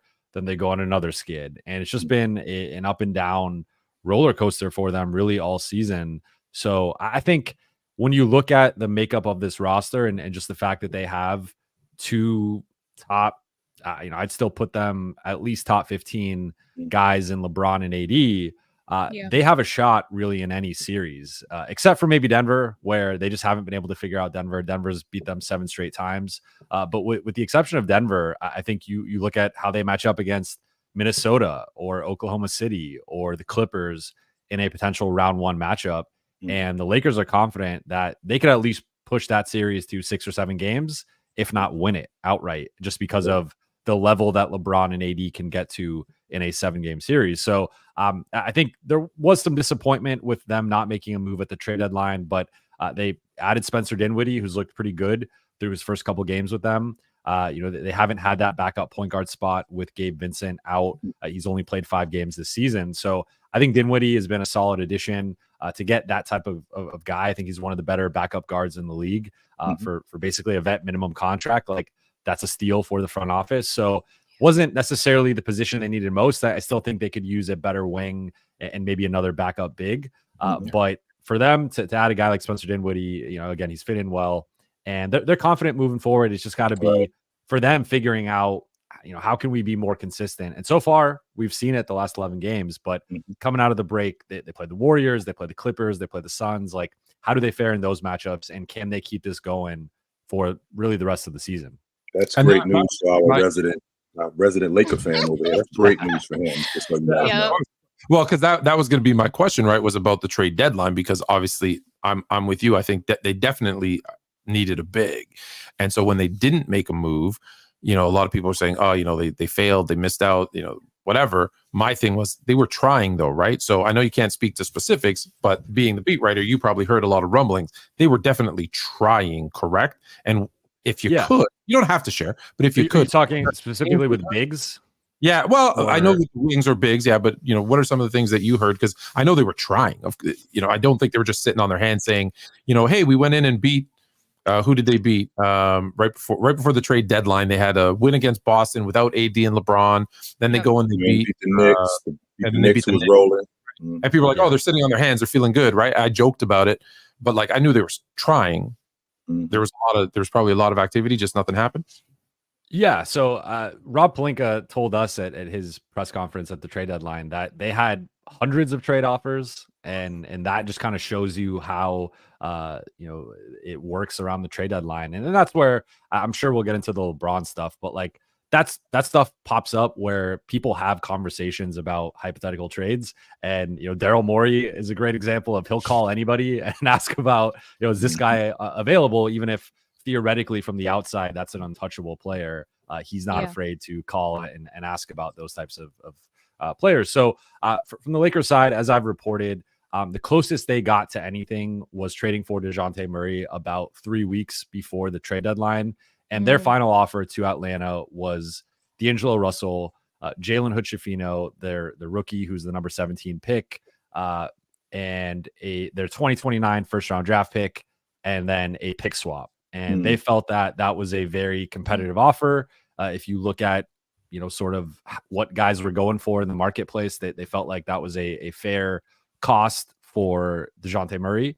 And Atlanta ultimately insisted on, we either want, and D'Angelo Russell, I forgot if I mentioned him or not, but so Atlanta was essentially like, we want either Austin Reeves in the deal, or we want a second first round pick. In addition to D'Angelo Russell. Great. That's crazy. Yes. And so the Lakers were looking at, could they expand it to, and they didn't want to take back D'Lo. So they were also working the phones to try and find a third team where they could send, so one version I'd heard was a potential 3-team deal with Brooklyn, where they'd be sending D'Lo back to Brooklyn. Spencer Dinwiddie would be going to Atlanta and potentially bought out. And then, the rest of the deal would kind of be the same, and they'd have to send some assets to Brooklyn, maybe a couple second round picks or something. But it ultimately fell through because Atlanta wanted either a second first round pick or Austin Reeves, and the Lakers they didn't have another second first round pick to trade, and they weren't going to trade Austin Reeves. So that's where that went. Around the deadline, like they were looking at stuff, but the problem was, if you look at the guys they were trying to trade, like D'Lo has a player option. And there are still a lot of people who are skeptical that this recent stretch he's been on is sustainable and is going to apply to the playoffs. So D'Lo, despite having a pretty reasonable contract, there wasn't a lot of, there wasn't much of a market for him. Then you look at Rui Hachimura. He's another polarizing guy where some people feel like he was overpaid this summer. He's making about $17 million a year. So he doesn't really have a lot of value either. And then you had Gabe Vincent, who's missed the whole season, had knee surgery, and is expected back at some point, but he still has 2 more years. And for a guy coming out, like there's kind of a stigma with Miami Heat role players where leaving the Heat, you see like the Lakers just experienced it twice where Kendrick Nunn, didn't end up playing that first season he signed in LA. So I think that there's a little bit of a stigma there. Right. So like they just didn't really have much to trade. They only had one movable pick. They didn't really have those like young assets that teams covet. So they were trying to make, deals, but it just, at the end of the day, it was sort of like throw in Austin Reeves or throw in your first round pick. And the level of guy that they would need to trade Austin Reeves or that first round pick for was pretty high. And ultimately, if you look at some of the names that moved, it wasn't the biggest names on the market. Like DeJounte didn't get traded. Yeah. Bruce Brown didn't get traded. Right. So, Jeremy Grant, Dorian Finney-Smith, like all of the top guys that had been linked to different teams and on the trade market ultimately didn't move because this was a weird deadline where it was like the prices were just crazy. It was like Alex Caruso, 2 first round picks. And that might not even be enough. Right. Like, and just down the road, it was like, or down the line, it was everyone wanted 2 first round picks, 3 first round picks, and again, the Lakers only had 1 to trade, so they couldn't do that. So they looked at different things, but it ultimately didn't happen. Well, when you think about this Laker team, I mean, this is virtually the same team that was in the Western Conference Championship in terms of a core. So we get a chance to see what they look like for a whole season. That's first of all, and then number 2, if you're going to make a move. More times than not at the trade deadline, it's much to do about nothing. Like a lot of times you'll see blockbuster deals way earlier than them. You don't really see a lot of blockbuster deals on the at the day of the trade deadline. So with that being said, this is probably the team that you're going to see moving forward with the Lakers. I'm not really sure. Are they able to get in the buyout market? Well, that's how they got. They did Dinwiddie, right? That's how they got Dinwiddie, and then the roster's full now, so they have to wait someone to. So we're good with where we are. And in terms of the future with the Lakers, I mean, where are we going with this team? I mean, what's the ceiling with the Lakers this season in particular? I mean, I think this team can make another deep playoff run. I'd probably put their ceiling similar to last season of West Finals again. Finals, like. I still can't, like, until I see them beat Denver and figure it out, because it's the same script every time where they're in a close game with Denver.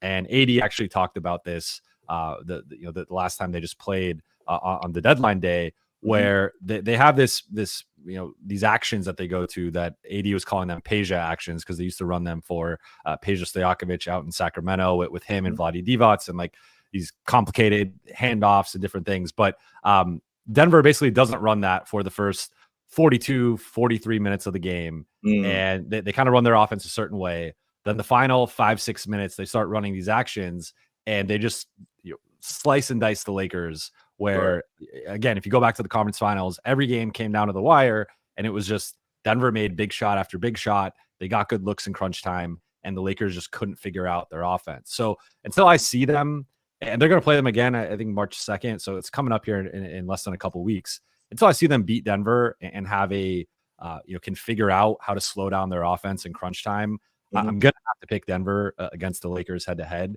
So right now, I think their ceiling is probably get on the opposite side of the Denver bracket or Denver side of the bracket. And how do y'all deal with them? Maybe get OKC, like kind of similar to last year where it broke in their favor in terms of their matchups. Like maybe get OKC in Minnesota.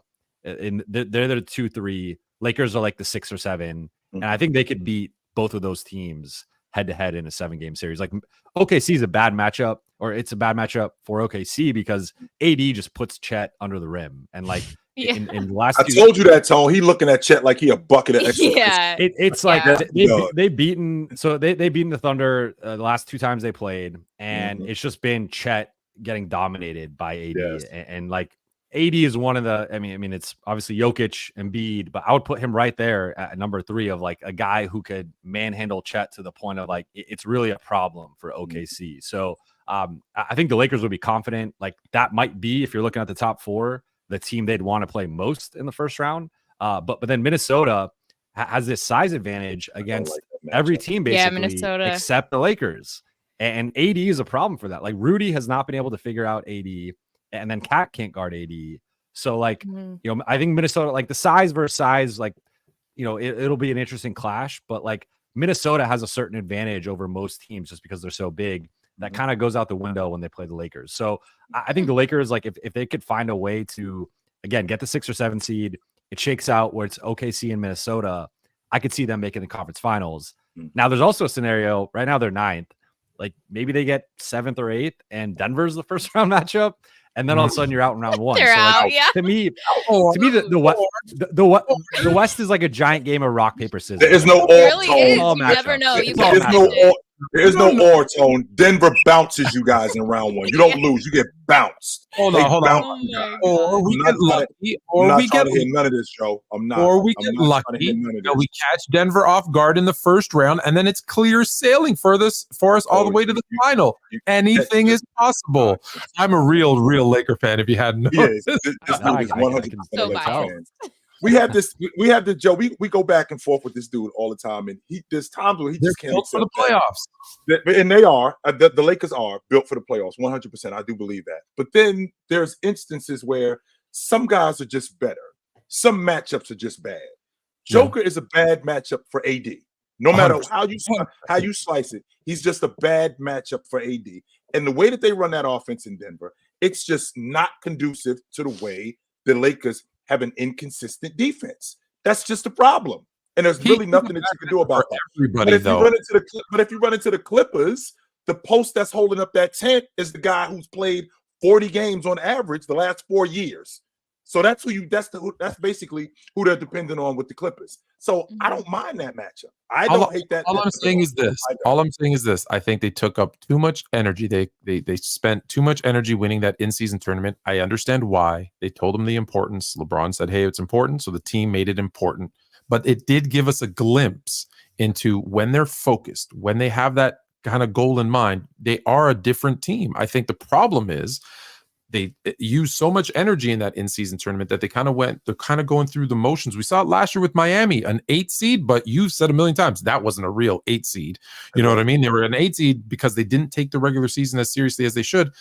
My only concern is with teams that don't take the regular season as seriously as they should, can they flick that switch on in the playoffs, right? Can LeBron and AD, because we've seen both sides of AD. If they can flick that switch, I'm with you. Denver's the one we got to see, but I think they're in every other series against everybody else. I think they're in every single one of those for sure. That's not Laker fandom. I think that's a fair assessment of them. Since we're on that subject, Joe, since we're on the subject of LeBron, how serious was this trade with Golden State? I don't think it was serious. I don't think it was serious. I mean, it was serious enough to have an owner-to-owner conversation. So I guess it was that serious. But like the Lakers had no interest in trading LeBron. And that was like, Rob Pelinka, when asked by Daryl Morey about is LeBron available? Are you interested in trading him? He's like, well, give me Joel Embiid, and then I'll consider it. So I was like, I think the Lakers had Joel Embiid. Yeah, that would be a fun trade. But for the Lakers, like if you just look at the legacy and the history of the franchise, like they pride themselves on being that franchise that has had the greatest players of all time. And if you look at like make your top 10 list, and you're probably going to have 5 or 6 guys who have played for the Lakers at least. And you can make a case that could even be higher depending on how you feel about certain guys. So like the Lakers pride themselves on that, and they want LeBron to retire a Laker. They don't want to trade him. LeBron doesn't want to be traded. I think that's something that he prides himself on, is he's never been traded. Like, yes, he basically started this player empowerment movement, but it's always been him when he's a free agent. He's honored his contracts. He's served for his teams. And then it's okay. I'm going to go to Miami because I was here for 7 years and we never won. And then after Miami, it's, I want to come back home and bring a title to Cleveland. And then it's, I want to go, sow my roots in LA and kind of build my life out there. So I think, he's always honored his contracts. And that to me is something that he prides himself on. So, I mean, I will say, I think the two most interesting things about this are there clearly was from a league-wide perspective, the response to him tweeting that hourglass emoji. Yeah. And just sort of his clear frustration with the way that the season was going at that time. People thought he was available, right? Like, you're not calling. I mean, maybe Daryl Morey is the exception, but like people thought that he was potentially gettable for Golden State to reach out, for Philly to reach out. Who knows? Maybe there was other conversations that we'll just never know about. But then B, the fact that Jeannie Buss, like, while the Lakers were saying no, we don't want to trade him, she also said, like, talk to Rich Paul, and if they want to be traded and if they're unhappy, like, we'll honor that. So they did give him an out. He chose not to take that out. But I thought that was interesting of like, is the Spurs aren't giving like Victor Wembanyama an out, right? No. And it's two totally different situations. One guy's a rookie, one guy's in year 21. But the fact that they even presented a potential exit plan for him, I find interesting. So I think when you got a guy like LeBron, right? If maybe you don't say it publicly, but if he wants out, like, that's the only scenario. If he says, "Hey, I've done my time here. I brought you guys a championship. Whatever the situation is right now, I think it's time for me to move on." I think they respect him enough to say, okay, if that's what you want. So the fact that he said, no, I don't want out, and Rich Paul says, hey, we have no intention of leaving, that's why nothing happened. I do want to just quickly clarify 2 points because that's what I do. So I apologize. One, he was traded, sign and trade with the Cavaliers and the Heat. So technically it was a sign and trade. So technically, I know it's a technicality. And two, he actually didn't. He honored his contract in Miami, but he didn't because he signed for 6 years. But the last 2 were a player option, because the people in the chat are going to kill us if we don't say this. The last 2 were player option that he opted out of. So yes, but he never left mid-season or something. Yeah. He never got. I guess like he's never held a team hostage the way that we've seen certain stars hold their team hostage. Right. He didn't do a great, more recently. Paul George re-sign and then right away say trade me to the Clippers. Yeah, like he's never leveraged his power in that way. Now he has, of course, leveraged his power in free agency. He's held his team's feet to the fire by signing these like 1+1s, especially in Cleveland, where it was like every year you got to keep this roster at a certain level, otherwise I'm leaving. So like I don't want to say he's never. I mean, he wields his power as much as anybody in the league, if not the most we've ever seen a player wield their power. But I think for him, like the technicality of he's never been I'm upset, get me out of here, trade me. It's always been, if I can opt out or if I am a free agent, I will leave if I so choose. It's never been him causing this kind of like, you need to trade me right now. And so, but I get if people want to push back on that. I want to make sure that, But, and the thing is, he's not the first, right? Like the last few years in Chicago, Jordan was signing 1 year contract, 1 year contract, 1 year contract, and saying, if you keep us together, I resign. If you don't, I retire. And when they didn't, he retired. So he's not the first to do it. He's not going to be the last to do it.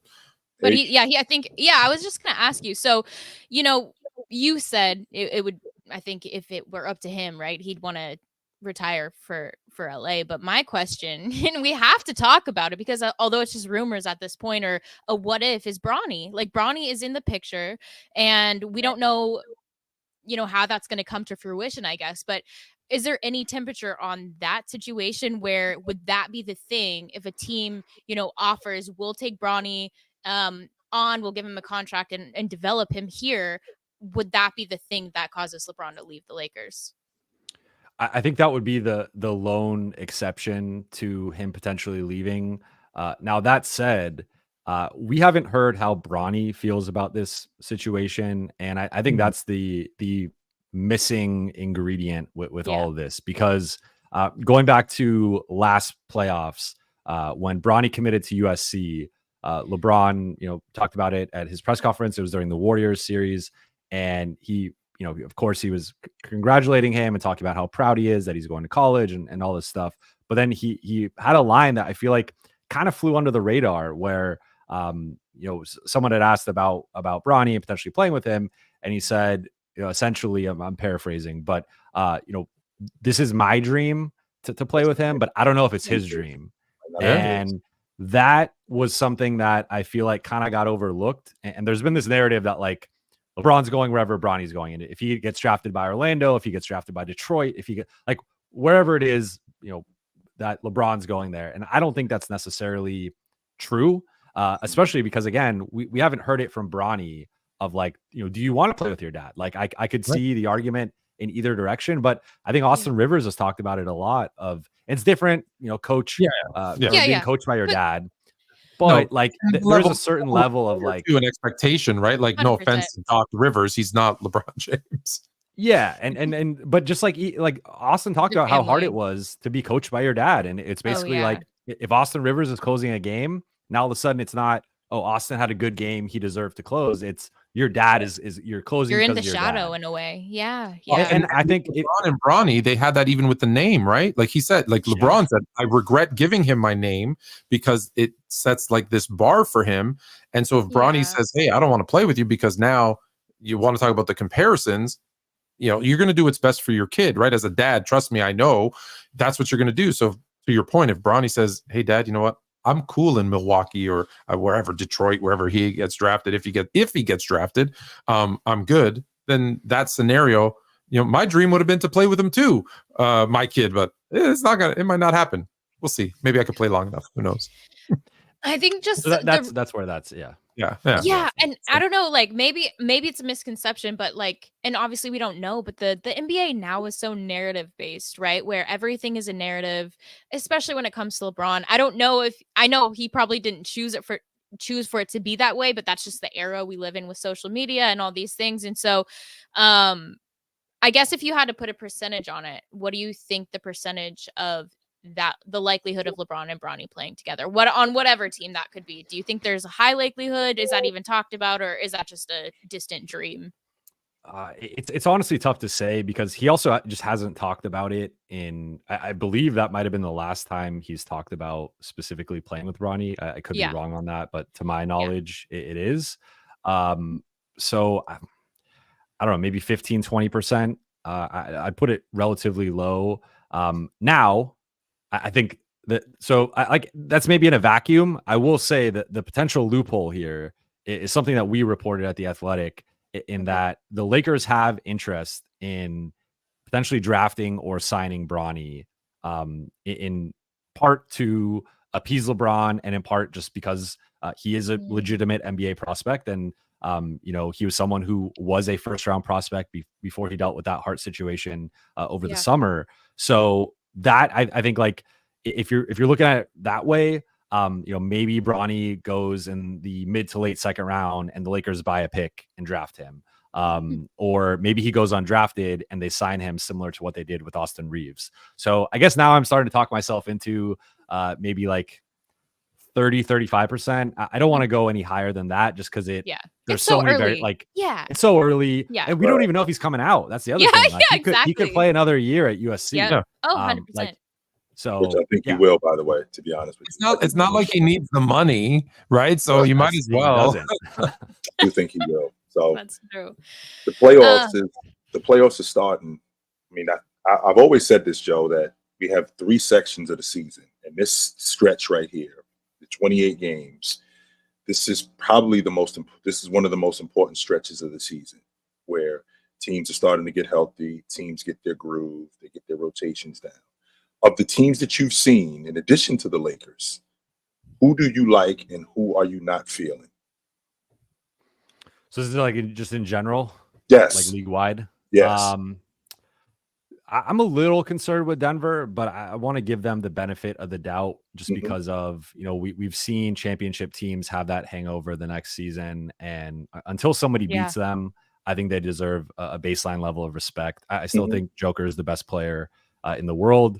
I think he should be the MVP right now with the way the Embiid injury situation has gone. It's him or Shea.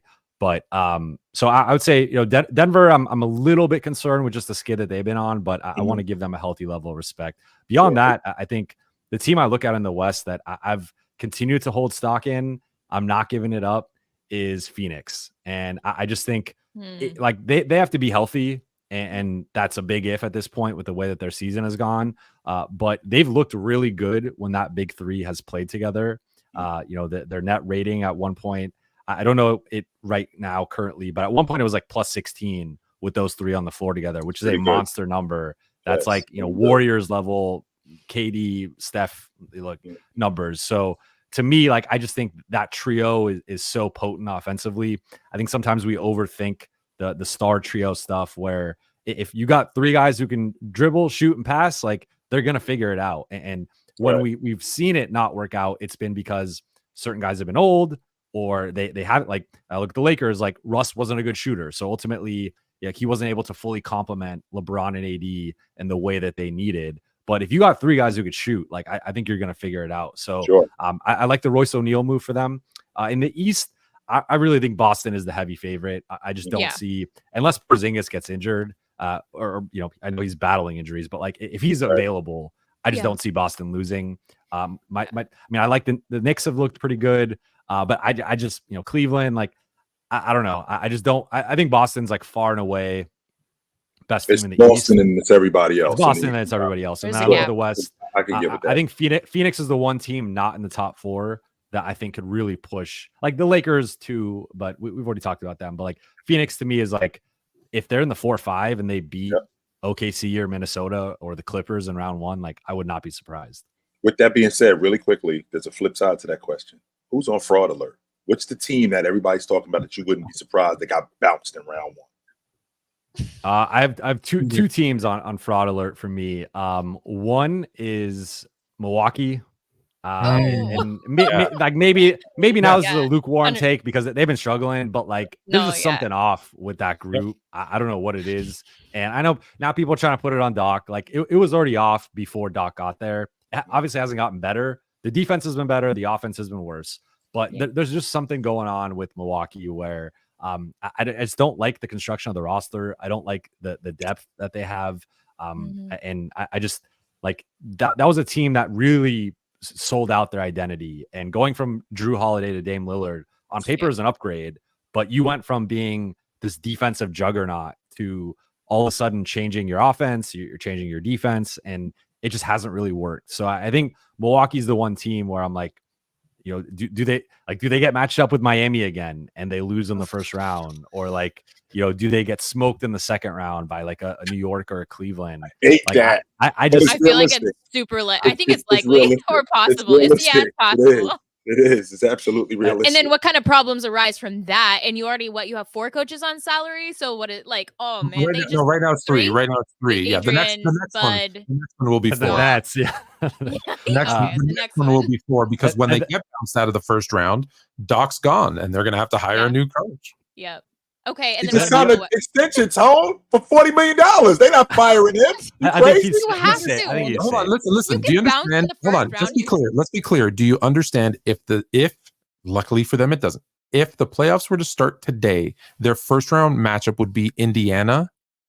Yeah, They're not looking at winning them more like than this? one game. They're not winning more than one game. Beasley and Who do you Dame see? perimeter defending means no defense against Halliburton and Siakam, and they're done they're done out of the first round. Even Doc said, "What are you doing? You shouldn't have fired Griffin." When they interviewed him, like the situation went from bad to worse. I'm with them. Yeah. Not They have even some fraud. time. They're just frauds. Not even alert. Book it. Okay, what about the My- West? Okay. My West one is Minnesota. Really? And I could like so Mm. I don't think it's like that. I mean, I get Denver. I'm giving them a certain level of respect. Yeah. I think the Clippers have been arguably the best team in the league for the past couple of months. They've looked really good. I think they have a unique ability to play a more traditional lineup with Zubats at center or go super small and switchy with Kawhi, PG, and whoever else in that front court. So I'm still buying the Clippers. They got to stay healthy, and that's been their thing for what feels like 5 years now. But if they can, and so far, Kawhi's now a little banged up, but like so far they've been relatively healthy. Then I look at, I mean, it's to me it's OKC or Minnesota. I kind of trust OKC a little bit more. Is OKC? it I guess it's like we typically see that there's like a life cycle of teams. Like you have the first year where you like lose in round 1. Sometimes teams overachieve. Maybe they win a series. Then like the next season, maybe they win a round. They go a little bit further. And then really it's like year 3 or 4 of a group being together. That's when they go like, Denver was kind of similar. They made the playoffs, then they made the conference finals, and then they were injured for a couple of years and they came back, won the championship. Like Golden State, I think their inception, they beat, they lost to the Spurs in the second round, then they lost to the Clippers in the first round. Then the next year they won the title. And it's like, you kind of see these life cycles. So to me, OKC is still in the beginning of this life cycle where I think them like winning a round would be a really good season for them.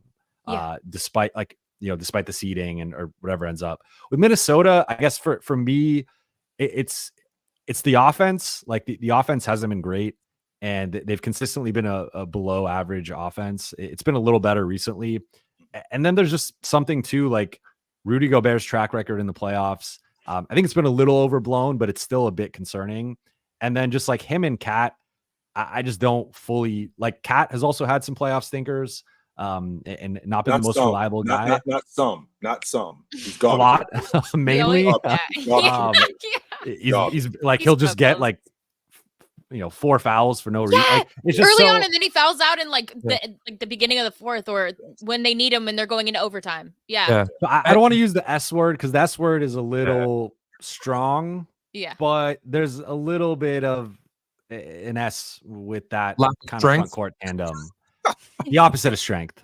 Well, and the other thing is with Minnesota, right? If you look right now, again, just today, the 4 teams that could be the 8th seed, right, that are in the play-in are Dallas, Sacramento, the Lakers, and Golden State. Like, are you picking all 4 of them? Yes, I'm not picking Minnesota against all 4 of them. Minnesota against any of them. All 4 of them.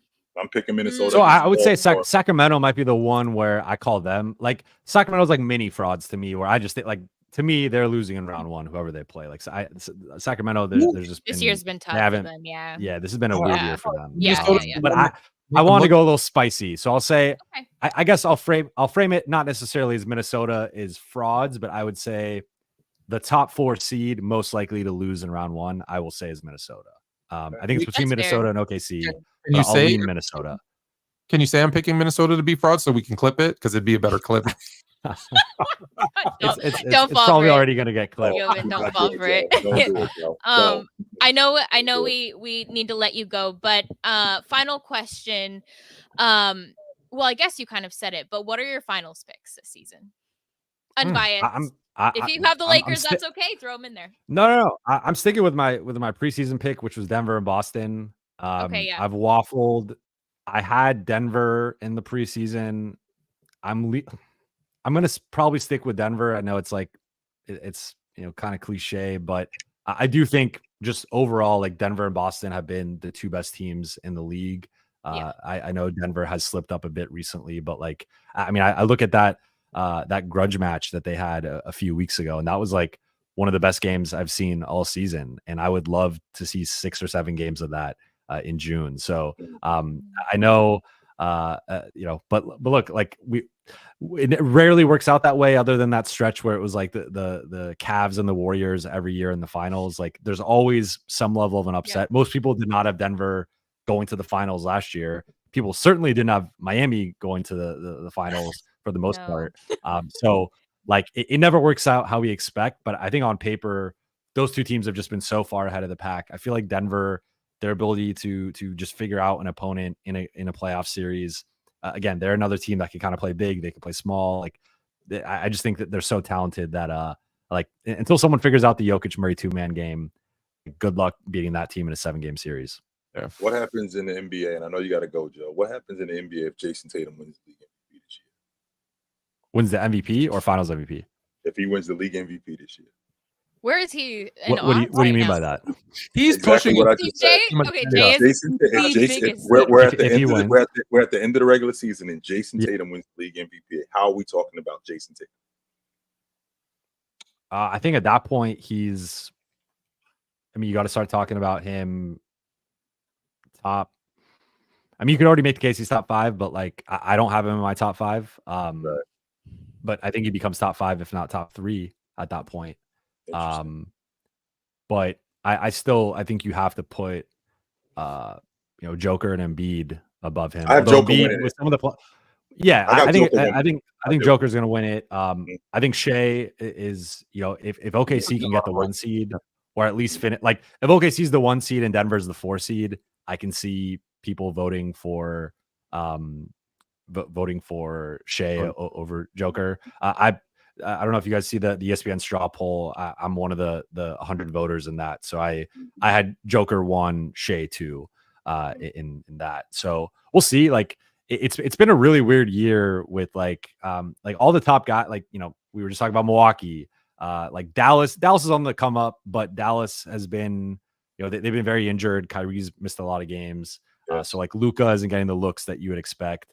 And then Embiid just got knocked out. So like it's been an interesting MVP season where I think it might just come down to like best record, and Tatum, it just probably hurts him that like that team is so loaded at the top of and like you could have had multiple all-stars on that team. They only had 2, but we'll see. I think it definitely elevates him, and I would like on paper, he should be a stronger contender than he probably is. I don't know what it is where there's a little bit of like.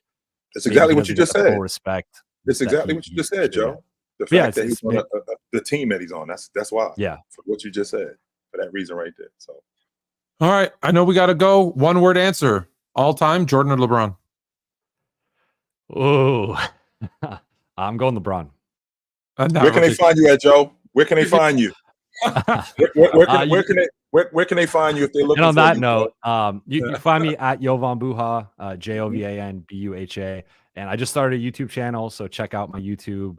Trying to do some behind the scenes content, also doing more analysis on camera, trying to get like you guys. So I appreciate you. Absolutely, brother. Good to have you up here. We appreciate you, my man. Whenever you guys need me, I'm around. Hey, anytime you want to talk Lakers, I'm here. Oh, this dude over here, absolutely. The resident Laker fan. Good to talk to you, though, Joe. Appreciate you, brother. Nice to meet you guys. Have a good night. I like that, Tone. That's good stuff right there. We don't get a chance to talk to beat writers and get a. We need more. We need more because there's so much when you cover one specific team, right? There's so much more information because you're sitting there at all those press conferences and not all the stuff is mic'd up.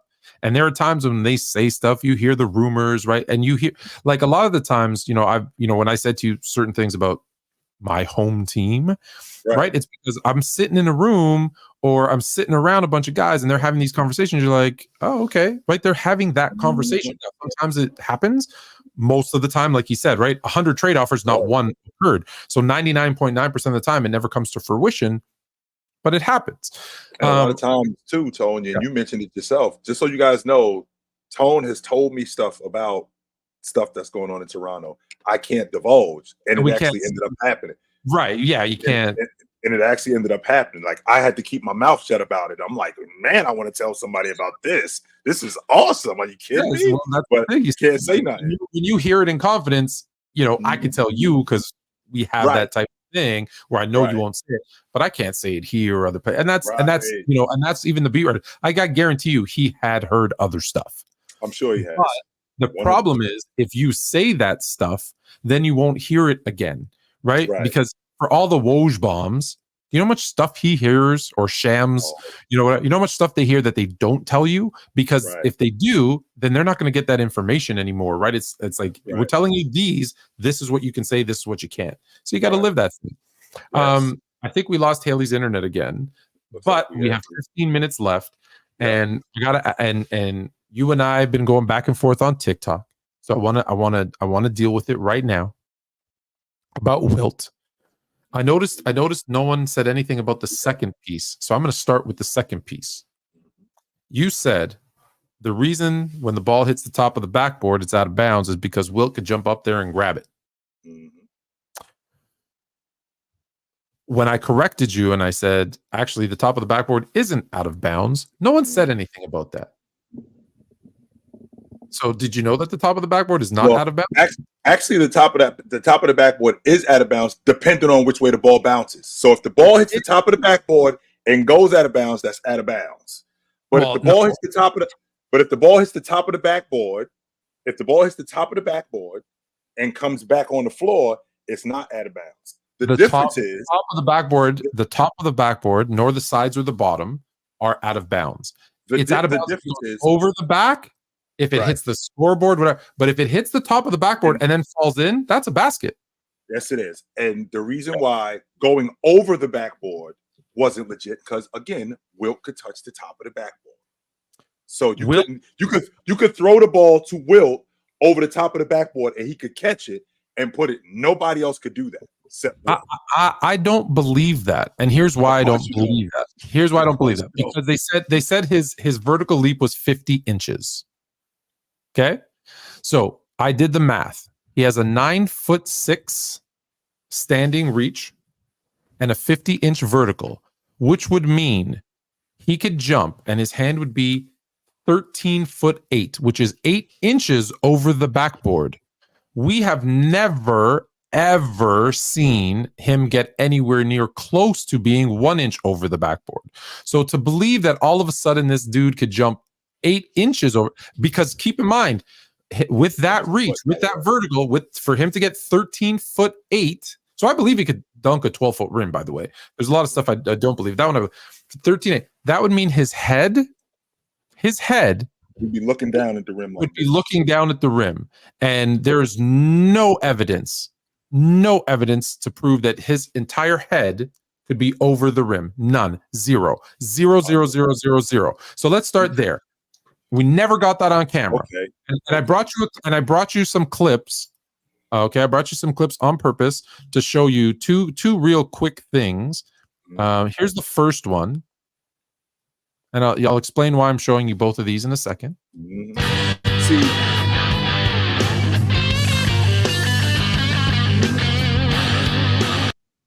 yep, that's 1903. That's over 100 years ago. That's 1903. Correct. And here's one more, because people always say that's football and football was more popular. Okay, no problem. Now, That's New York's Madison Square Garden. A City College quintet faces 5 fast and fancy red feet from the University of Oregon.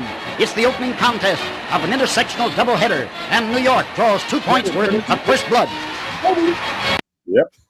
So that's 1939.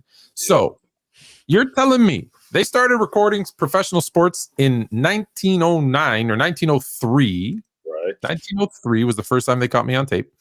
And now one of Wilt's miraculous feats was caught on tape. Now let me take it a step further. So I've already proved the top of the backboard is not out of bounds, so that was incorrect. You and I went back and forth with the broad jump. Okay, that he could stand at the free throw line and jump and dunk it.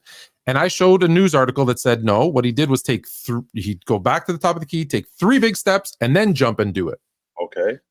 So here's why the broad jump, and I believe that is possible, but here's why the broad jump is impossible. What is the distance between the foul line and the rim? 15 feet. 15 feet. What is the world record broad jump?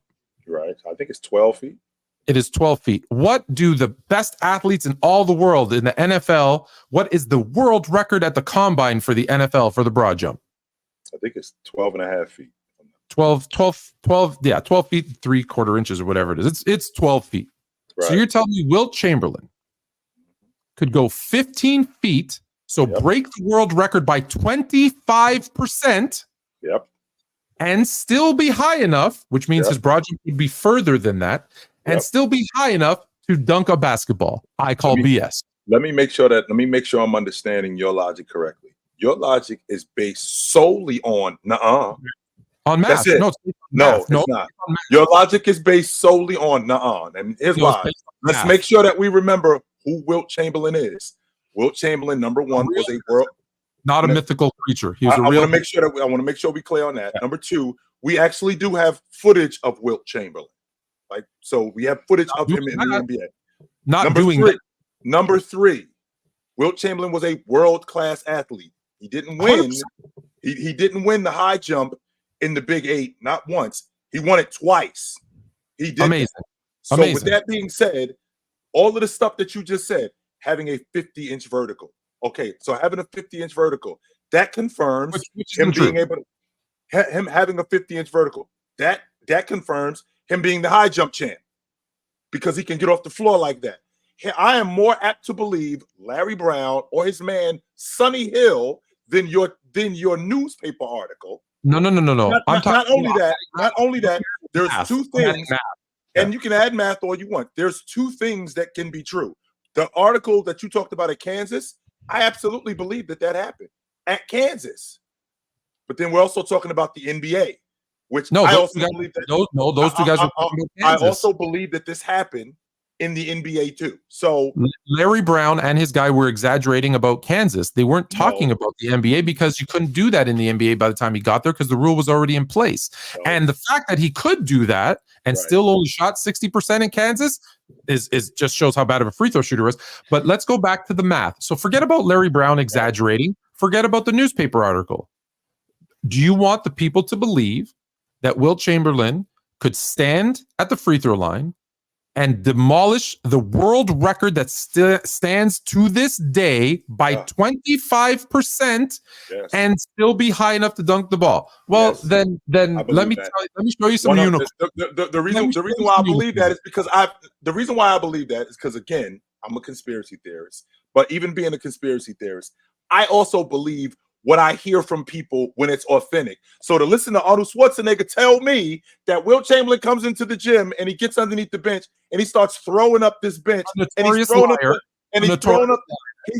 this up on the bench and he asks me, "Yo, how much is this?" And it's 500 pounds. I believe Mr. Olympia. I believe Mr. Olympia every day. I absolutely because if that's the case, if that's the case, then we all are. None of us are telling the truth about anything. And if that's the case, also, none of us are never telling the truth about anything. And unless it's documented evidence, then nothing ever happened. I'm not buying that. I'm more apt to believe Larry Brown. And I'm more apt to believe his main man, Sonny Hill, who grew up with him. Believe all of this. He's exaggerating. No. He lies. I swears to it. That's what best friends do. But let me finish. Not like that. Not like that. No. I would say I don't believe the newspaper article. And I don't believe his people, but I do know math. And math tells me two things. There's no way that he beat the world record by 25%. Why, Tone? So here's why it's not impossible. Here's why it's not impossible, Tone. Who set the world record? Let me ask you this question. Who set the world record for 12 and a half feet broad jump? Stensky guy. I don't know. And how big were they? Because remember, Wilt is over 7 feet tall. Wilt being over 7 feet tall and Doesn't being mean yes, longer. it does. It means all of that stuff. Being a world-class athlete. It's not just because he's 7 feet tall. He's also a world-class athlete. Who's taller? Jaylen Brown or Matt McClung? But Matt McClung's a better jumper and a better dunker. It does, your size doesn't mean everything. But the fact is, okay, why doesn't he have the world record? Hold on. If he could jump what would have to be at least 16 to 17 feet. And why wouldn't he be able to do that? Why doesn't he have the world record? Why doesn't he have the world record? Because nobody measured it. That's why. Because it wasn't that important. In a basketball game, nobody's thinking that. Oh, no, he competed. Why didn't he do broad jump and get the world record? His ego didn't do it. Because he did compete in the high jump player, right? No, and nobody would think. No, that's a lie, Haley. Because he wasn't just a basketball player. He was a track star. Because he was a track star and he was a volleyball player, he did all those other things. So if he could jump 4 feet longer than the world record, why wouldn't he go do it and just get the record? I don't know about 4 feet, but it's it would have to be. It would have to be. It would have to be 4 feet. Even if that's true, Tone. Just because you don't believe it didn't happen doesn't mean it didn't happen. And we don't have to believe it either. This is what you're doing. Tone is trying to sell me. This is what Tone is trying to sell me. Yeah. Tone is trying to sell me math. Tone, this is what Tone is trying to sell me. He's trying to sell me math. Even though Wilt, and the stories that I've heard, I don't think they're ridiculous. Wilt could run the 100-yard dash in under 10 seconds. He could do that. He did that because he's 7 feet. So there's not one because he's 7 feet, and not just because he's 7 feet, because he's a world-class athlete. And in addition to all of this being done, I'm more apt to believe Sonny Hill. I'm more apt to believe people who actually were. Sonny Hill over math. I'm more. I believe math. I think I need to see it like laid out. Like, okay, I'll send it to you because there's even if because for him, it doesn't make a difference with the math because even if he's gonna make the math fit, even if Tone saw it, he'd be like, "Wait a minute, that the camera is altered. Wait a minute, he couldn't do this." I'm not trying to hear that. Listen, I believe he did it. I'm an equal opportunist. Michael Jordan, right? Oh, he ran a 4.9. I don't believe it. Michael Jordan had a 40-inch vertical. I don't believe it because for him to have a 48-inch vertical based on him being 6'6", he would have to be a couple inches over the rim, and he's not. Never seen his head a couple inches over the rim. So I don't believe he had a 40-inch vertical. But I think you have to also evaluate every single piece of every single game he's ever played to say he's never done that. Right? We have. Trust me, we have. He hasn't. So my point is, with Wilt doing all this stuff. But I don't trust you. I can't just trust you off the we need proof of if you're gonna say like such a broad statement, then I think we have to evaluate every single game. You can go look. There's people who've done it and done the research and can't find any evidence of his head being over the rim. Larry Brown, you're a liar, Larry Brown. Wilt Chamberlain never did that. Sonny Hill, you're a liar. No. I'm going off what you guys told me, and Tone calling me a liar, so you a liar too. That's what the story. Hold on, you're getting all emotional. You're not letting me finish. I'm not. You called me a liar, Tone, and this is who I heard it from. So they lying too. Larry Brown said it, and it was 1992. It was 45 years after the fact. So maybe Wilt took a couple steps and jumped, and he just exaggerated, misremembered that it was a standing long jump, and didn't realize he took a couple of steps. But math, I'm pretty sure Larry Brown knows what a broad jump is. I'm sure he knows what a broad jump maybe he doesn't. Math cannot be. Math is indisputable. Math is indisputable. 2 + 2 is 4. And no matter what Bob tells you that it's 5, it's not. 2 + 2 is 4. And there's no chance in hell that Wilt Chamberlain beat the world record by 4 feet. I believe he did it. And was able to dunk. I don't think it was something that was recorded. I don't think it was something that needed to be. And my biggest point is this, because we only have 30 seconds left. Yeah, we have some. My biggest point is this.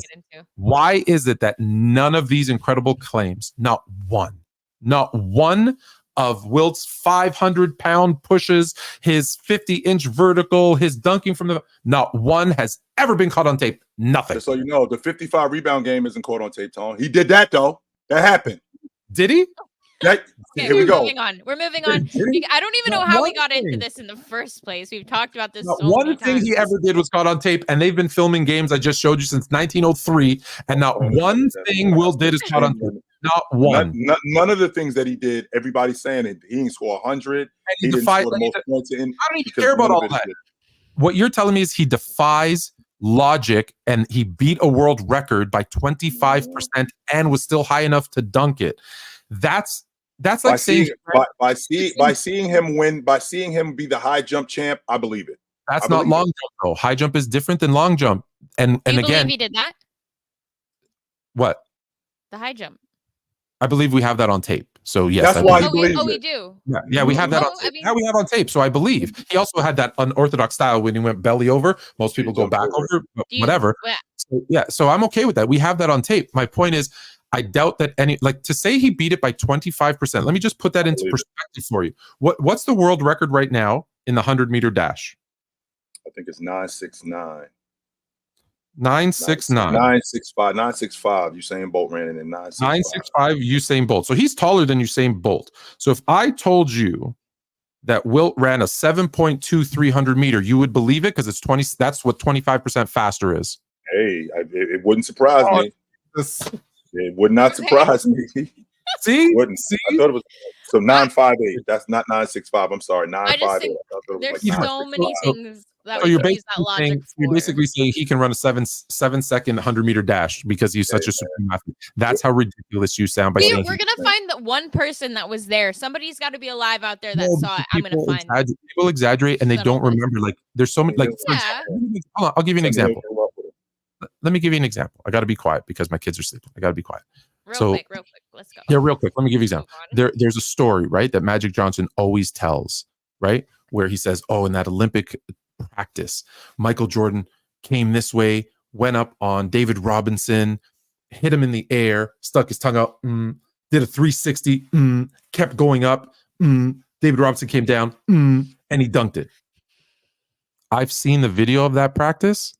That didn't happen. He jumped up, hit David Robinson, and then dunked on him. There was no 360, but to Jay, well, Magic was there, and he said he hit him, did a 360, kept going up, and then dunked it. There was no 360. We saw the video.